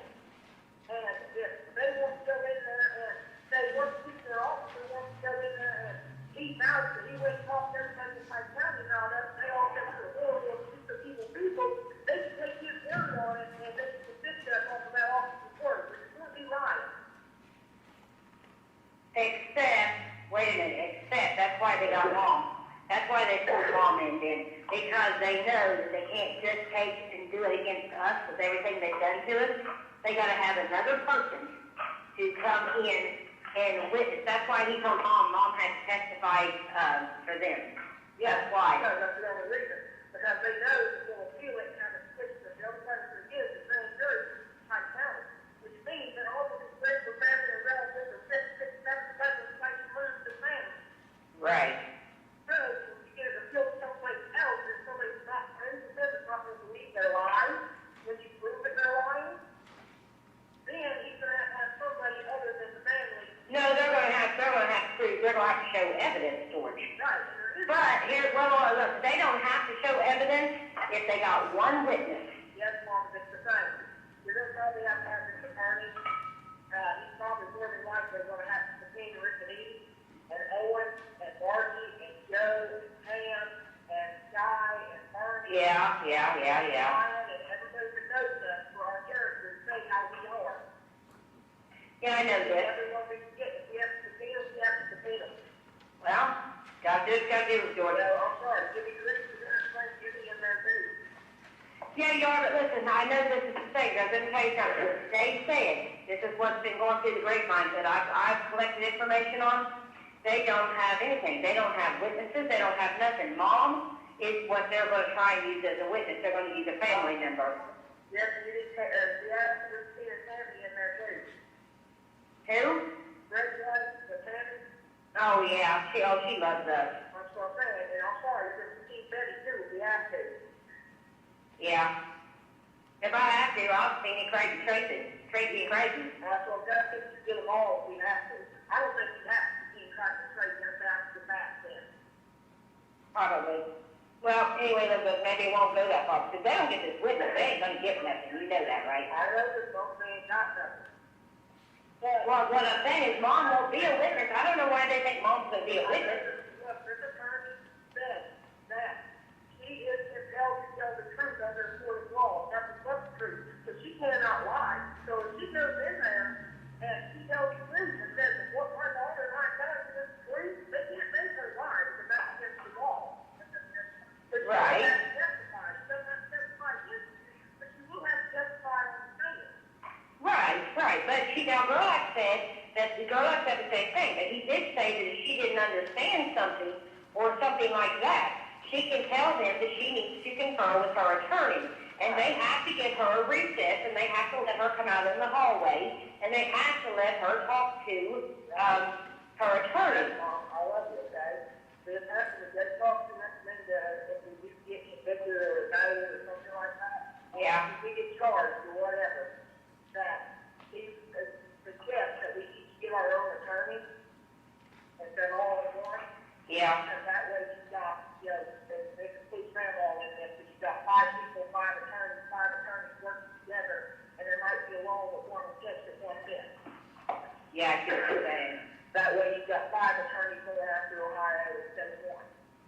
Yeah, well, I think when they find out they don't have anything, and, you're not just in front of, like, hiding, you know what I'm saying? Yeah. I think when they find out they don't have nothing, then I don't know, I don't think that they'll go any farther. So what's the grand jury gonna say? You want us to keep going? Yeah. I mean, seriously, you want us to keep going and we don't have, everything keeps turning up to nothing? Yeah. That's what it's gonna come down to. I know that. But anyway. But still, what does this attorney say about the media? About, Yeah.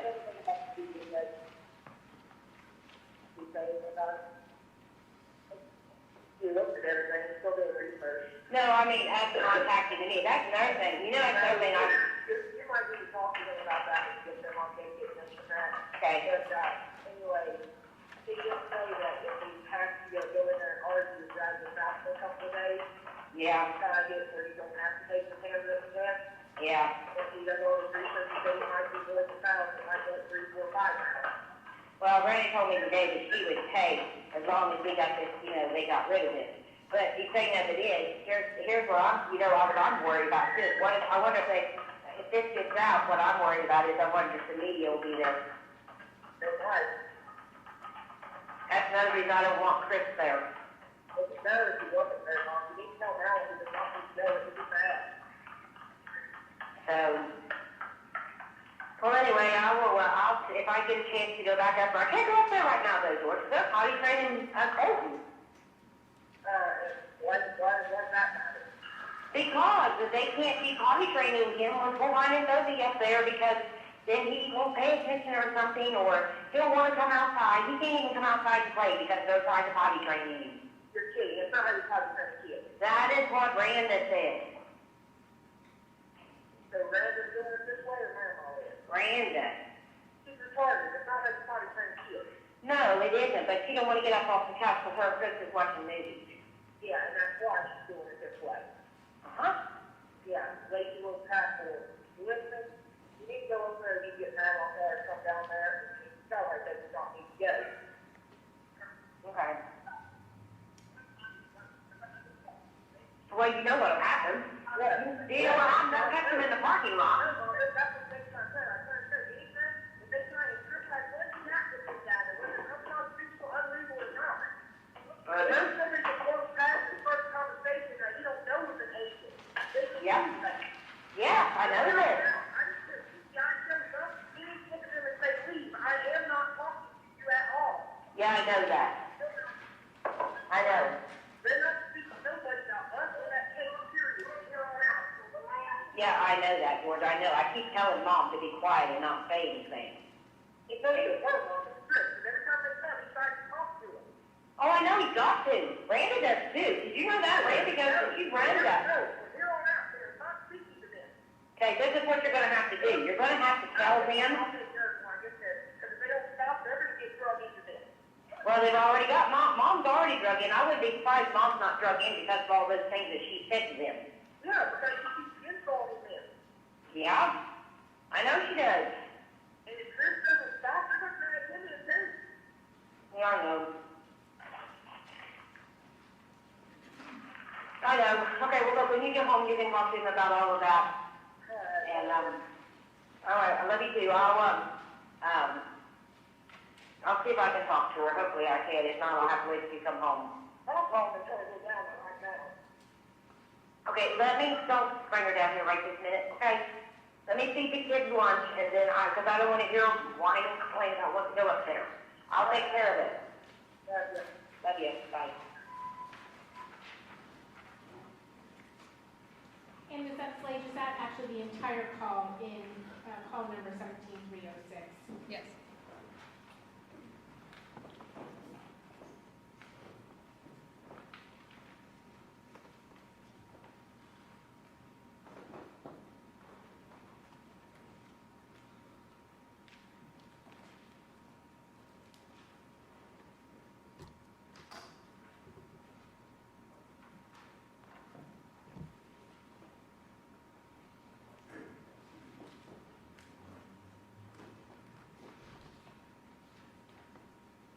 Ms. Slade, I'm going to show you what's been marked as quadruple I-27. Can you tell us what we are looking at there, please? This is call number 344 in this particular line. It's dated July 20th, 2018 at 14:21. It's an outgoing call from George Wagner to Angela Wagner, and the context notes read, George and Angela Wagner discuss legal representation.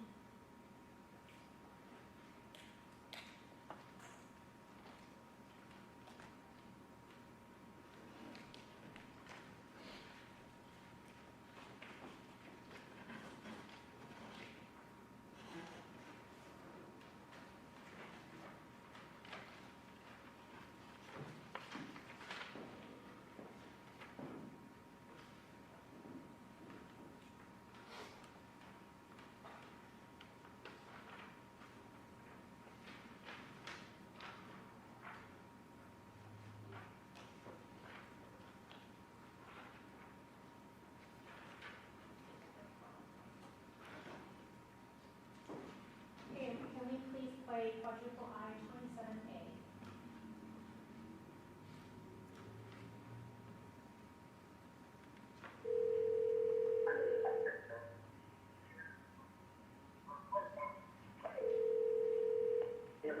Hello?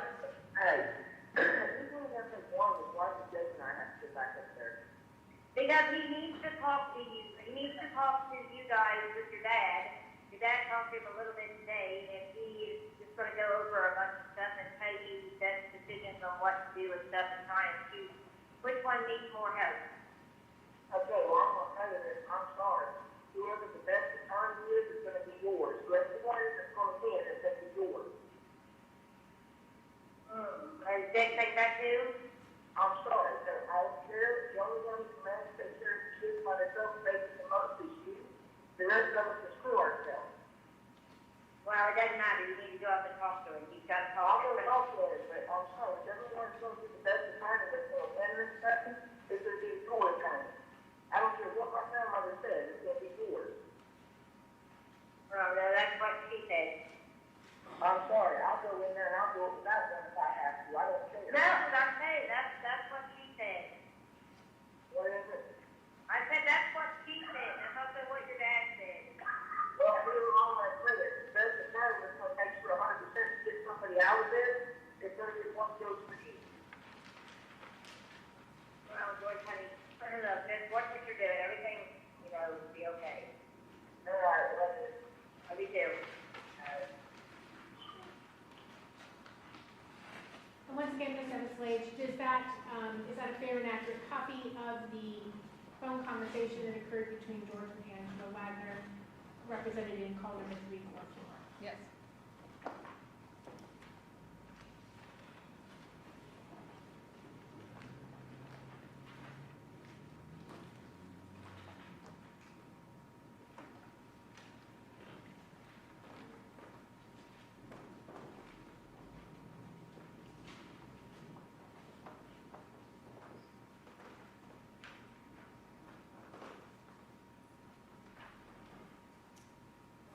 Showing you now it's been marked as quadruple I-28. If you can look at this and tell us what we're looking at, please.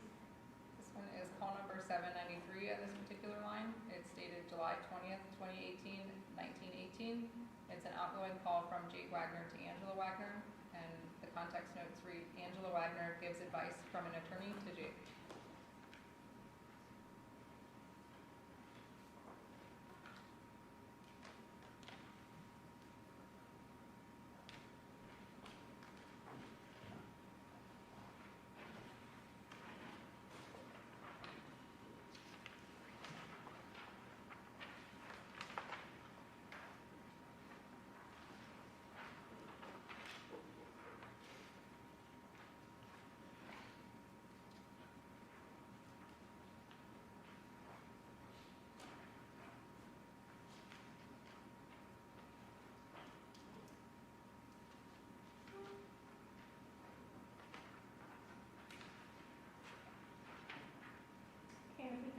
play quadruple I 28A.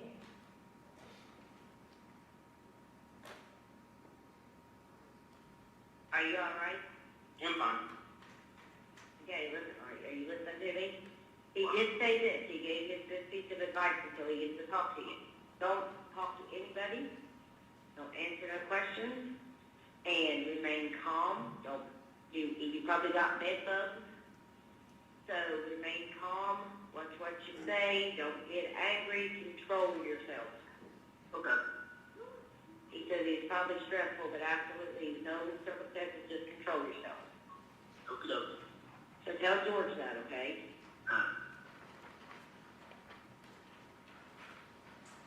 And Ms. Everglade, is that an exact copy of that portion of the conversation that occurred between Jacob and Angela in call number 792? Yes.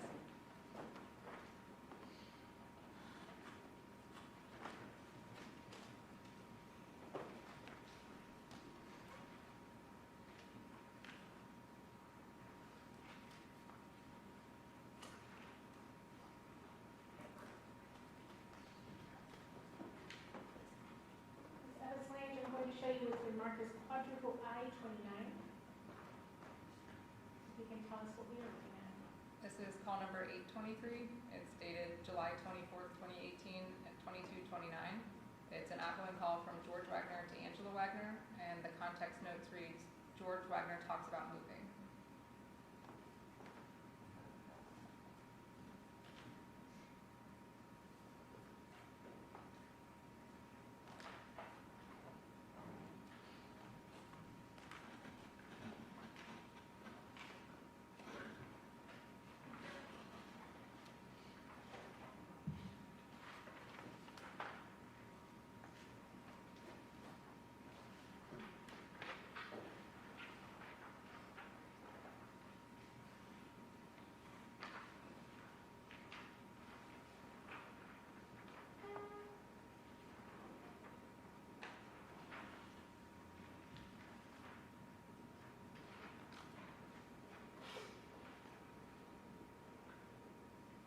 Okay, and can we please play quadruple I-29A? I'm sorry, I want our own little farm somewhere out west where I can still make a living and where me and Jason live peacefully with you as a kid and whoever else we decide to find. So we can have a nice peaceful life without all of that crap and the drama from everyone. Well, whoever comes to stay with us, George, I gotta say something. I don't care who comes to stay with us. I like people, but they're gonna have to understand Bullvine and Sophie. We cannot move somebody in or move someone around us who expects them to be something they're not, and kind of awful. Listen, like Rhoden, she understands what they've been through. She understands that they're gonna take a lot of extra help because it's hard on them and they don't understand it. They have too much at a young age. She understands my predicament, but she lived it herself. Well, George, I hate to say this, but, the other person that moved in with us a little bit ago, she said she understood stuff, and I don't think she did.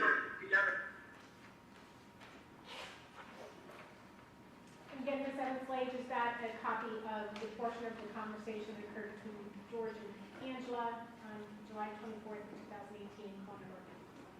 Yes.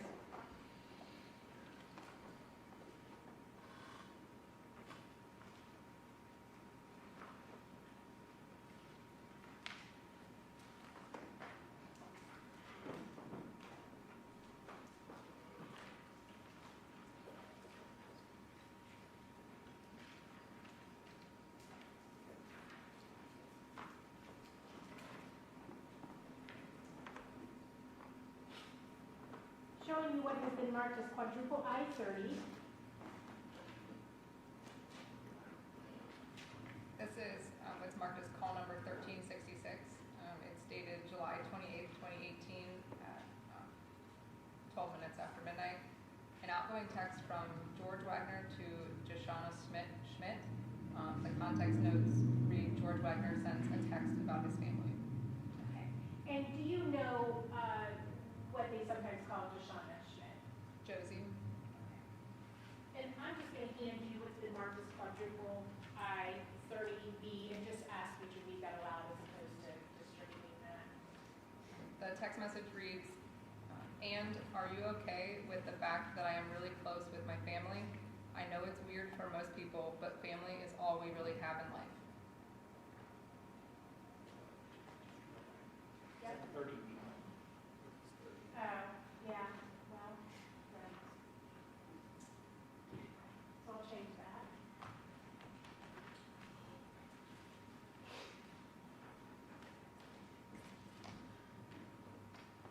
So we will relabel that as quadruple I-30A.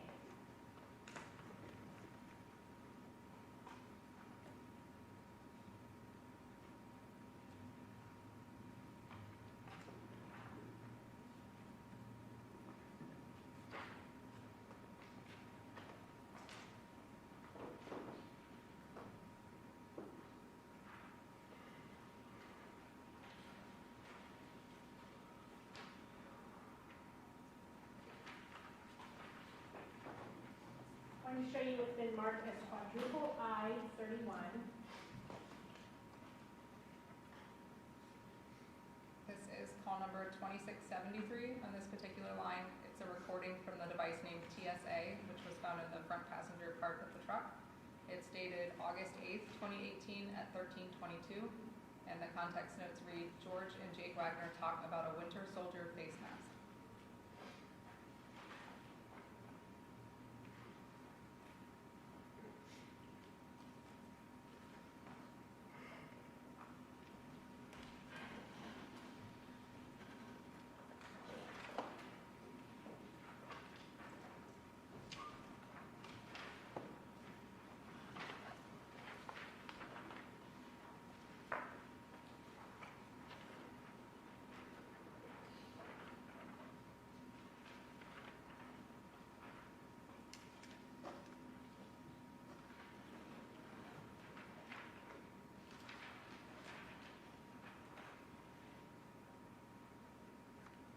Okay, and if we could please play quadruple I-31A.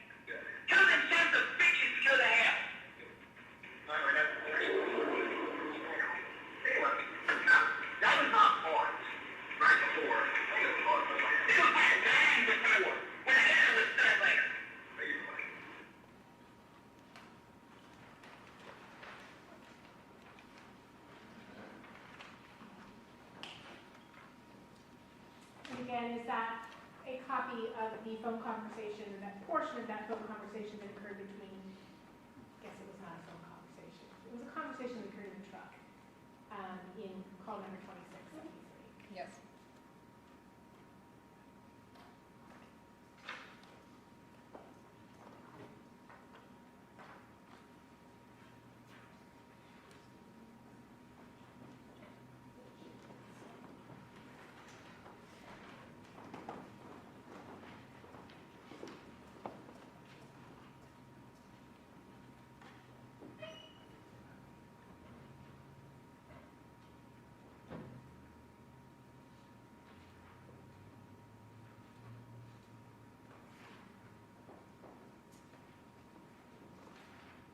I'm going to show you what has been marked as State's Exhibit quadruple I-32. This is call number 3309. It's dated August 11th, 2018, 5 minutes after midnight. It's an incoming call to George Wagner from Angela Wagner, and the context notes read, "George Wagner talks about a bug detector."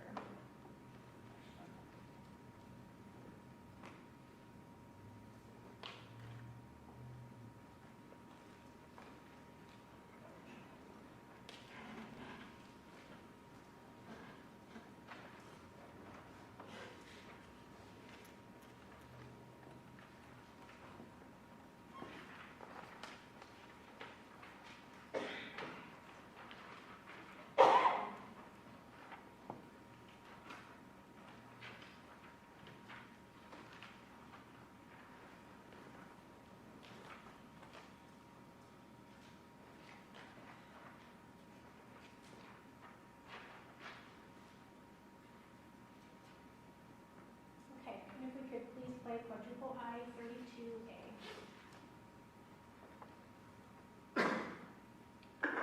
Yeah, you need to write that down. And when I home, I ordered my mother's freaking blood detector. Did he tell you that they said that we had one of these too? That we had a detector that picked up video cameras? Bunch of bull crap. I had a bug detector. It didn't pick up video cameras, No, it picked up freaking listening devices and stuff that freaking law enforcement was placing in your house. it picked up bugs. Yeah, tracking devices, anything that was for a listening device. Well, It didn't pick up freaking surveillance cameras. no, it did not. Oh my gosh, I can't, that's about as dumb as your tattoo. I don't know what, hey, what, I can't get into that. Why are they talking about your tattoos of the stupid stuff, but they haven't, talked about, your dad's crazy thing?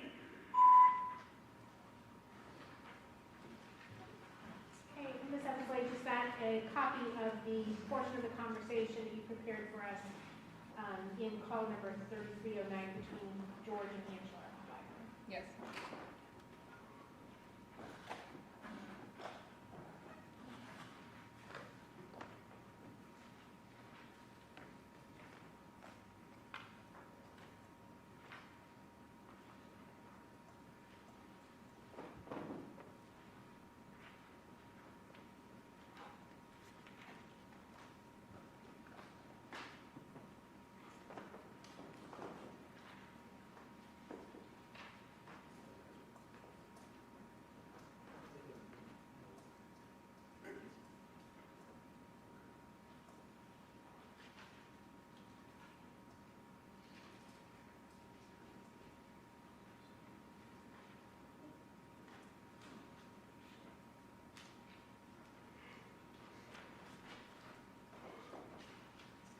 Okay, showing you what has been marked as State Exhibit quadruple I-33.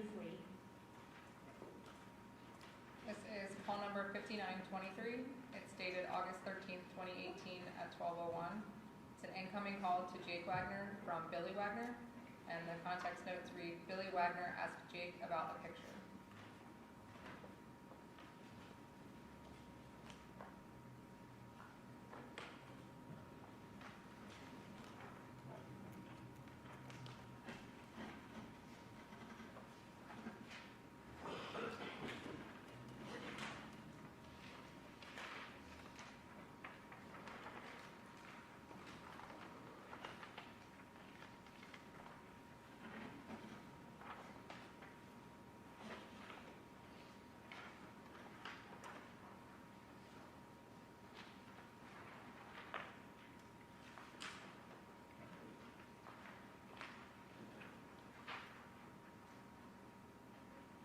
Okay, we display quadruple I-33.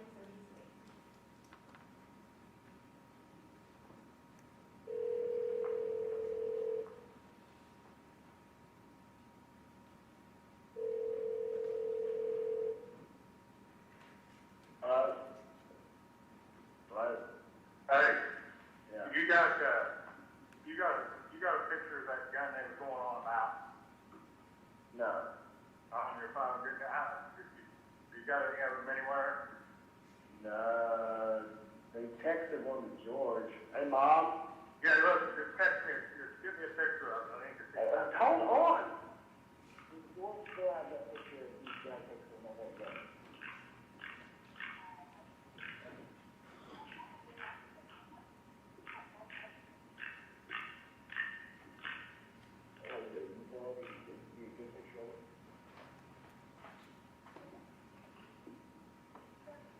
Showtime, see if you can get it, just know she's got it wrong, not the only one who's on the phone.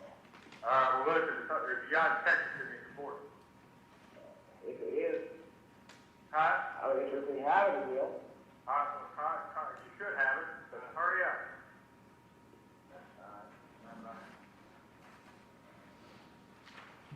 Okay, Ms. Eversley just got a copy of the entire conversation that occurred in call number 5923 between Jake and Billy Wagner, I guess it's Angela. Yes.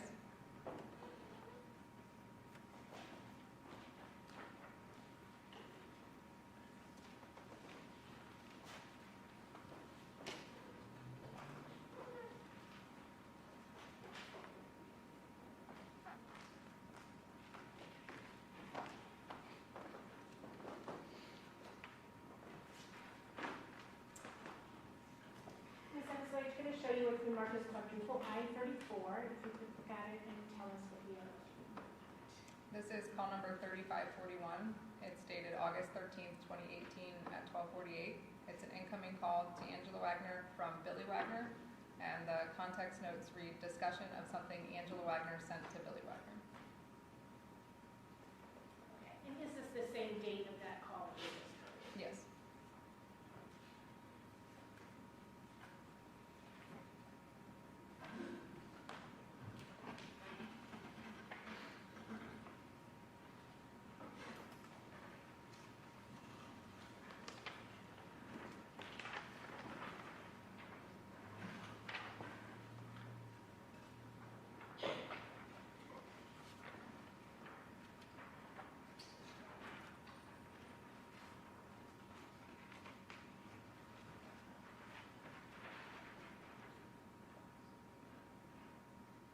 Okay, if we could please play quadruple I-34A.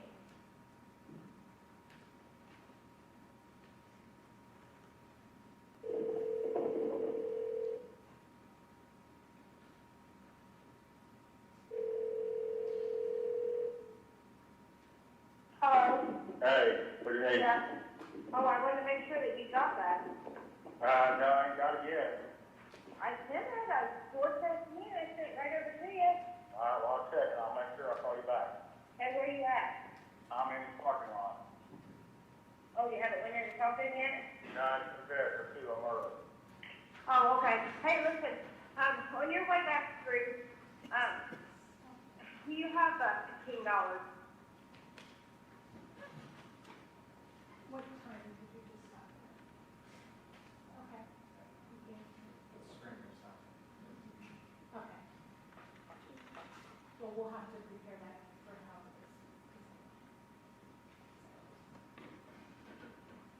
is. Okay. And Ms. Everslade, is that an exact copy of the conversation that occurred between Angela and Billy on August 13th, 2018? Yes. You can call number 3541, I should say, for the record. Yes.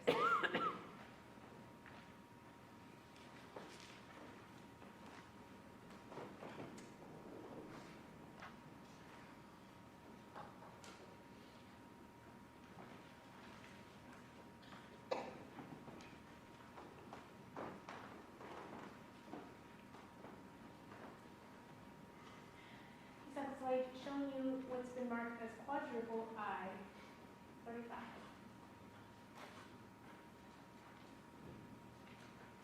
This is call number 4572 on this particular line. It's dated August 24th, 2018 at 1600. It's an outgoing call from George Wagner to Angela Wagner, and the context notes read, George Wagner tells Angela Wagner about the property.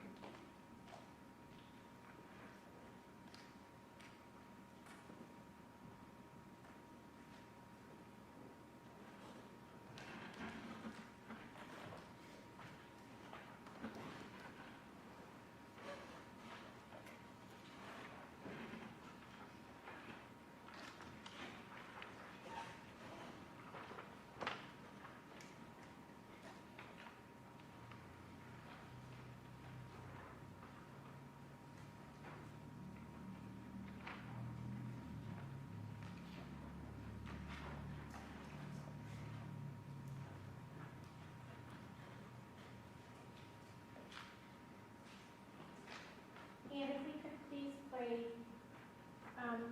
quadruple I-35A. I think I might have found this place. Okay. It's in one area, but it's not. It's 265 acres. It's got a house a little bit at the top of the garden. It's got a barn, it's got a garage, it's fenced. It's got a mile-long driveway on it. But it's not like it's about hogs on it. It's actually real crappie and catfish. Yeah. They're all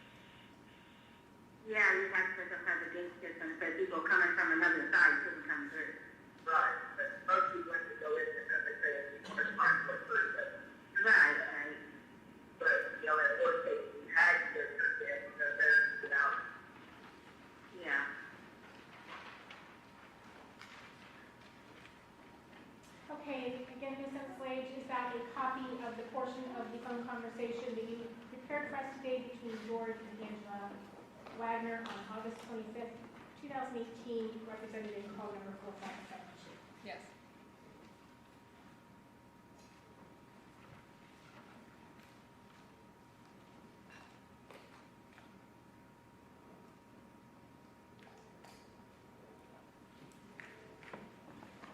And Ms. Eveslade, is that the entirety of the phone or recordings that you prepared for us in regards to the monitoring that was conducted in 2018 of both the truck that Jake and George drove and the phones belonging to Jake, George, Angela, and Billy?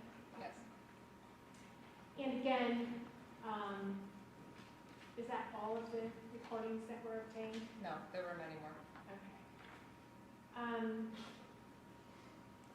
Just wanted to ask you a few follow-up questions regarding the bug detector that we saw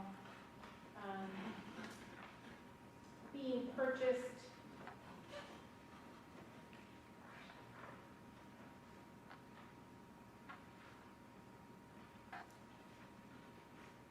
on March 16th of 2016 with George's credit card. Are you aware as to whether or not that was ever recovered by BCI? Yes.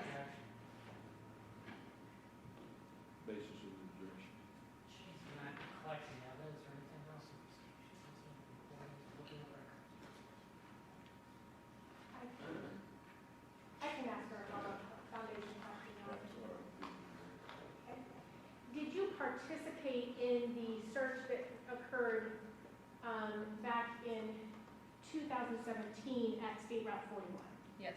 And in fact, you're the one that found the Walmart receipt where evidencing the purchase of the Walmart shoes? Yes. Okay. And were you aware of other items that were collected that day? Yes. Okay. Not only because you were present, but also do you have access to all of the evidence that was collected in this case? Yes, photographs, crime scene logs, everything that we would have collected or records of that, I would have access to, yes. Okay. And it's actually your job to be familiar with those things? Yes. Okay. And are you aware as to whether or not the bug detector was collected at State Route 41 on that date that you were present in 2017? Yes, it was. Okay. And likewise, are you aware as to whether or not that Winter Soldier mask was ever located or recovered on that day? It was not. Jake's got all the materials. Objection, Your Honor. You can approach. We need a microphone approach. Sure.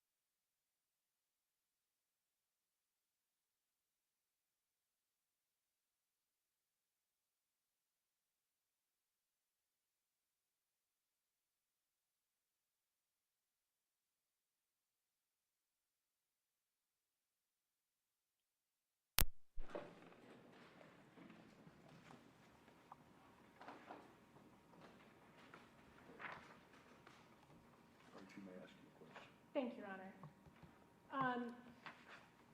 I guess, first of all, I should...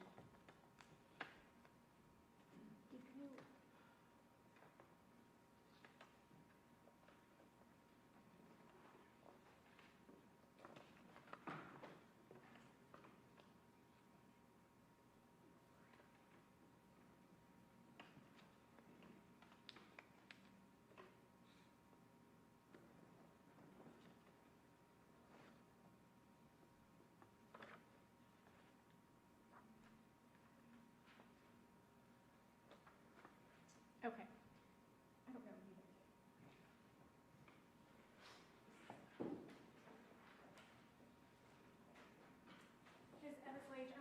to approach you with what has been marked as quadruple F. And F as in Frank.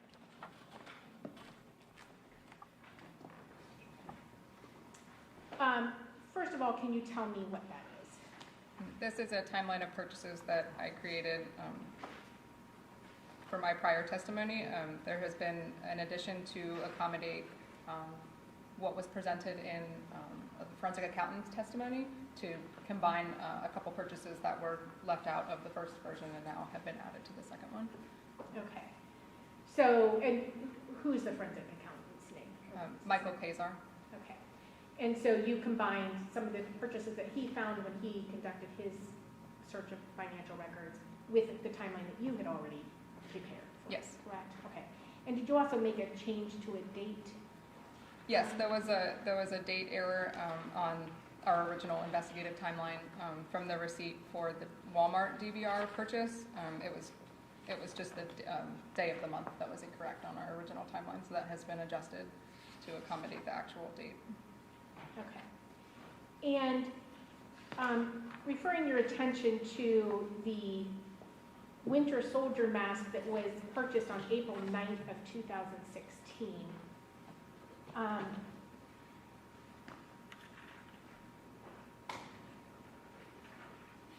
Are you aware as to whether or not that particular mask was recovered at State Route 41 in 2017 on the date that you were present for that search? It was not. Okay.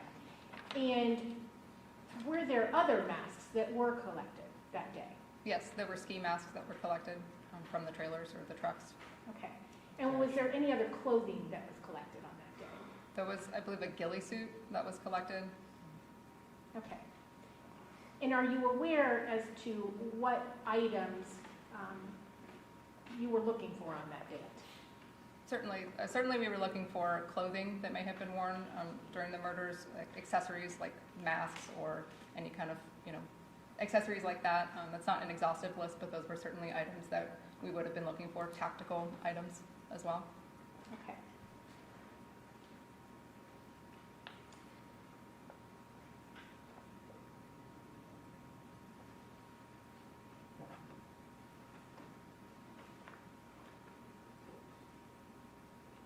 And were you also aware as to whether or not George owned a motorcycle in April of 2016?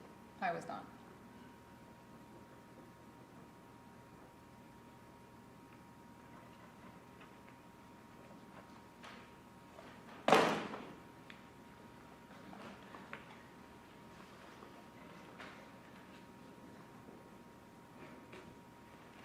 And did you also obtain documentation of various insurance claims related to the instances of arson and also wreck that of George's truck? Yes.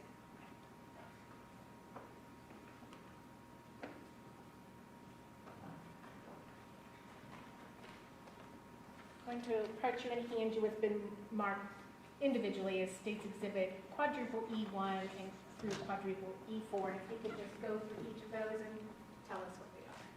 Quadruple E1 is these are information or reports that I obtained through access with a commercial database that I, myself and other analysts in my unit have access to. It's used by both insurance professionals and law enforcement, among other agencies. And it basically is a database that you can search for instances of insurance fraud or other types of similar investigations or potential crimes, things like that. So these were 4 reports that I pulled from that database with various levels of information, including dates and times of the loss, and the location, the parties involved, and then if a potential payout from the insurance companies would be found on here as well. Sometimes you don't find them all, but if there is a payment or a payout from the insurance company, you would often find that here. So quadruple E1 is a property claim from October 10th, 2007. It's listed as a fire to the garage at 845 Bethel Hill Road. The amount that was paid was $30,000 and $30,064. The involved parties are listed as George Wagner, 845 Bethel Hill Road,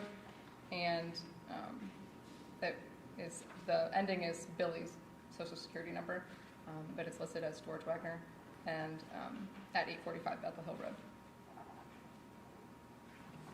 Okay.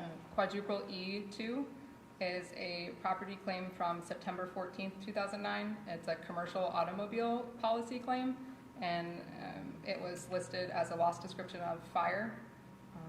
The insured driver says George W. Wagner with a date of birth in 1971, Billy Wagner, and the settlement amount was $15,627, and the 1992 Peterbilt truck that's listed was listed as totaled. Quadruple E3 is a property claim listed also as commercial automobile policy. It's dated January 7th, 2016, and the involved party is George W. Wagner, again with Billy Wagner's matching social security number, and the vehicle information is a 2001 Kenworth truck. There was not any information about a payout included on this one. And then quadruple E4 is a property claim from September 26, 2016, listed as a personal automobile policy. The claimant is listed as George W. Wagner with a date of birth and social security number matching Mr. Wagner. It is a vehicle information is the 2007 Chevrolet Silverado. It's listed as totaled, and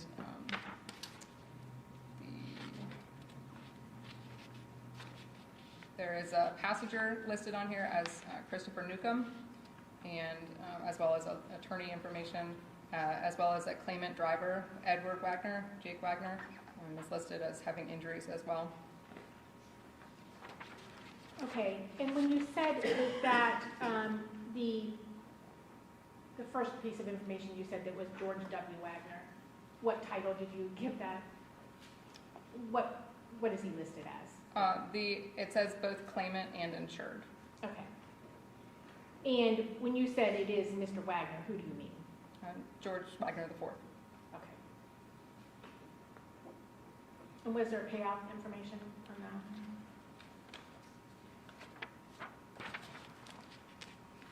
It says received value. I can't confirm that that was the amount that they received, but it's listed as $3,150.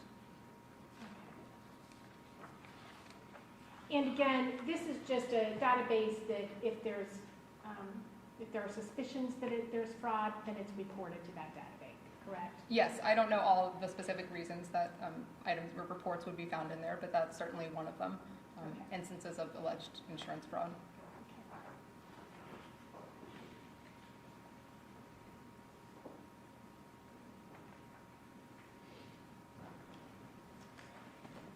Approaching you with what has been marked as quadruple G. If you could look at that, it's 2 pages fastened together. I'm sorry, what was the exhibit? Quadruple G.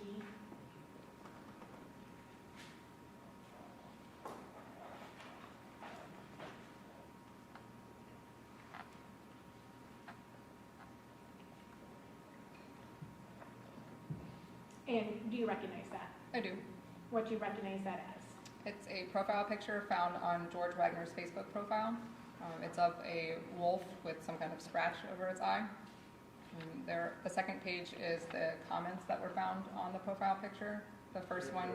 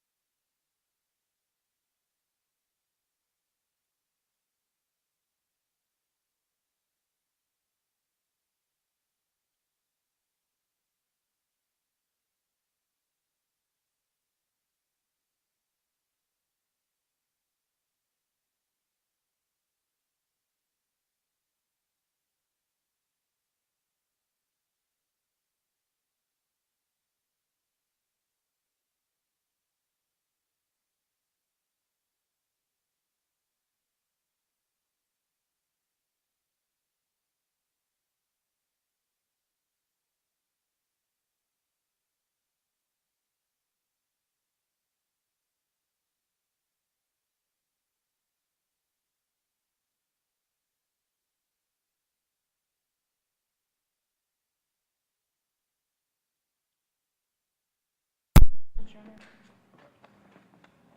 You may cross-examine. Thank you.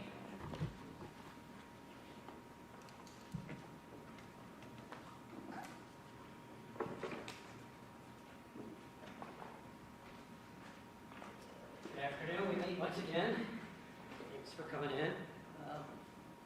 Just a few questions. Okay. Over the last few days, couple days, you've gone over various, for the most part, excerpts of recordings that you have prepared for this case. Is that right? Yes. All right. And for example, and if I say anything wrong, please say so. And you may not remember the exact recording, so I have the transcript to refresh your memory if you need it. But for example, triple I, State's Exhibit triple I 29 was just played for the jury. And that was a conversation between George and Angela, if I remember, correct? Yes. About a little farm somewhere. I think that's how it starts out, right? A little farm somewhere out west. Right, exactly. And how long approximately was that excerpt? It looks like the excerpt here begins at 24:01 in the reporting and ends at 25 minutes, so just under a minute. Right. And how long is the entire recording? 1 hour and 3 minutes, 34 seconds. And there were several other short snippets of recordings that were very similar as far as the length of what you played and the length of the actual conversation. Is that fair to say? There were some. In terms of the truck recordings, that was just the kind of, that was the way that we did it with the truck. There were long periods of time where they were driving, there was no conversation, and so it wasn't really feasible for the monitors to just call and call and call and call. So they were instructed to record a longer period of time to listen and then minimize if there was no conversation or just road noise, things like that. So for the truck calls with respect to those short snippets or what you're calling snippets or excerpts, that would be an explanation for the truck calls, that those were oftentimes very long. That was just the way that it was organized and conducted. Okay, and I'm glad you brought up the truck calls because I want to make sure we understand how that worked. The listening devices that were placed into the truck were accessed by a phone call from the wire room, I think it's called. Is that right? Yes. So those listening devices were not on 24/7. Is that correct? Correct. They could be accessed if needed 24/7, but we were not listening or they were not always recording. So there's a lot of conversations that take place that were never recorded. I can't say for certain that there was conversation outside of what we recorded, but I would expect that there was conversation that we didn't record. Well, let me ask you this. 24 hours in a day, correct? Yes. Okay. And so how often would you call, say, on average in a 24-hour day to the truck? I can't say that number. I wasn't a truck monitor. Right, so you're testifying about what other people monitored. I mean, I myself was participating in the monitoring. I wasn't actually physically calling all of the times on the truck monitors, but I mean, they tried to call regularly if there was conversation, but there wasn't a set, like, you call every 5 minutes or every 2 minutes, or there wasn't any kind of schedule like that. Right, so naturally, you're not going to capture everything that's said in the truck. It's possible, but I can't say for certain. Well, would you admit that you don't have everything that was said in the truck? I would assume that that was true, but I can't. You can't say that. I can't say for sure that we didn't capture everything. Okay. You think you got everything? I mean, I wouldn't expect that we did, but Right. I don't know that. I wasn't there. You weren't there, right. And so, just to be clear, those listening devices are only activated when you or one of your colleagues in the wire room called in. Yes, They were not on otherwise. correct. They were not recording otherwise. Yes, only when the phone call made a call to that device. Okay.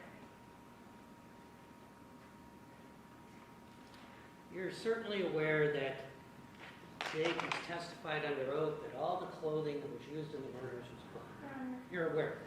I didn't watch the proceedings. I wasn't allowed to as a witness, so I'm not aware of things that he specifically said in this testimony here. Are you aware of his proffer that he made last year where he said the same thing, that all the clothing was burned that was used in the murders?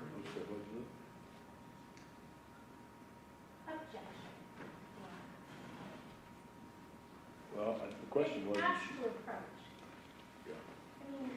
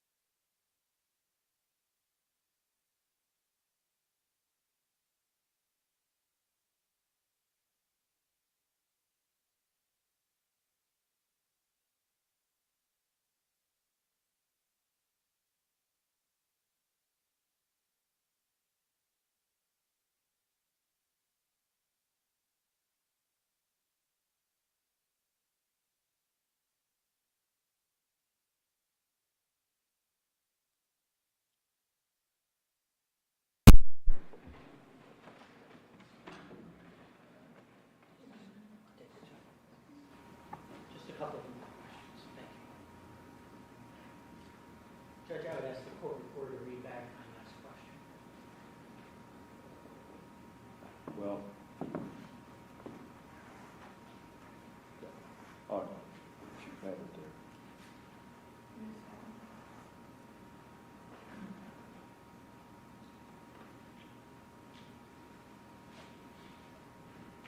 I think the question was actually interrupted by an objection. And part of the question may have been objectionable, so maybe it would be better if you re-ask the question. Yeah. And are you familiar with what Jake said about the clothing that was used in the murders? You'd have to be more specific about Are the you statements. familiar? I'm sorry, Are you referring to his testimony? Are you referring to statements made prior to this trial? I don't know what time frame you're talking about. during the course of this investigation and the trial, are you aware of Jake's statements concerning the clothing used in the murders? Yes. And what was that? Items, what could be burned, were burned following the murders. Thank you very much, Your Honor. I have no further questions. Any redirect?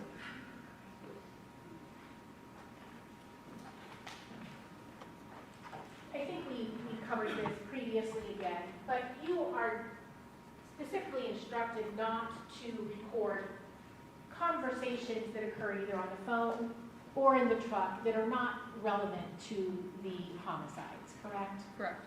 Okay. So certainly you didn't record every conversation that occurred. Correct.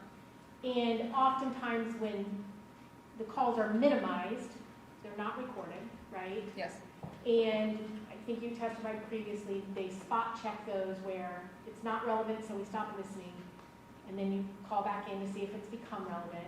If it has, you listen. If it hasn't, you don't listen, right? Yes, and if there were periods of time to which the monitor couldn't understand the conversation, they continued listening.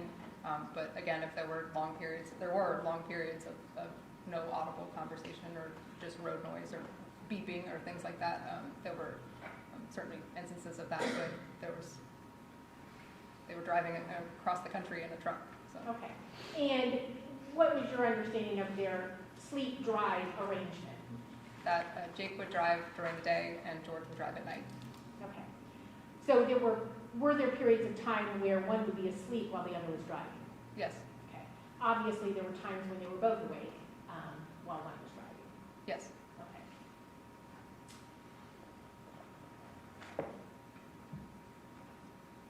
And not only were you only allowed to listen to calls that were relevant, but also for terms of playing anything for us today, it had to be pertinent or relevant. Yes. Oh, I have nothing else, Sharon. any further cross? Just one or two questions. You determined what was relevant to the prosecution, correct? I wouldn't say me. I mean, at the You and times your of colleagues. You and your colleagues. at the time of the intercepts, things were deemed relevant or pertinent. Certainly, when we were prepping for trial, there was conversation from a team of us. It wasn't just me. Right, I understand that. But it was relevant as you determined to convicting George. As part of the state. As part of this. I don't know, it's Okay, relevant thank to you the. very much. Any further questions? Yes. All of these calls were provided to the defense, correct? Yes. And you yourself helped prepare transcripts of these calls to provide to the defense over a year ago. Yes.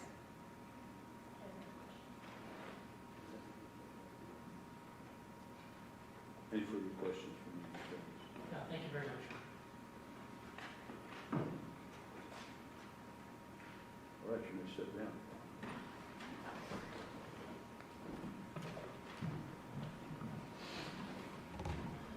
Will be something further today. Yeah. No, Your Honor. We have no further debate on it. And at this point, we have no further witnesses in the case, so it's our intent that move to amend our exhibits, and after that is our intent for the rest of the case. And obviously, that's going to take some time, going through the exhibits and those things, but we want to let the court know what our intention is. As far as going through the exhibits and so forth and so on, There are several of those. Tomorrow is a holiday on the county's calendar, at least, and I think elsewhere, on which day the courthouse is closed. Now, was it council's desire to go through these exhibits on Monday? Judge, I think council have had a discussion, and we do believe it'll take the better part of Monday to go through the legal requirements. And so, ladies and gentlemen, the jury, tomorrow is the day when the courthouse is closed. So that would be a day off for the jury. Monday is a procedure really that doesn't involve the jury and will take most of the day. And so Monday will be a day the jury will not be back either. So you'll have an extended period of time. We will be coming back Tuesday at 9 o'clock.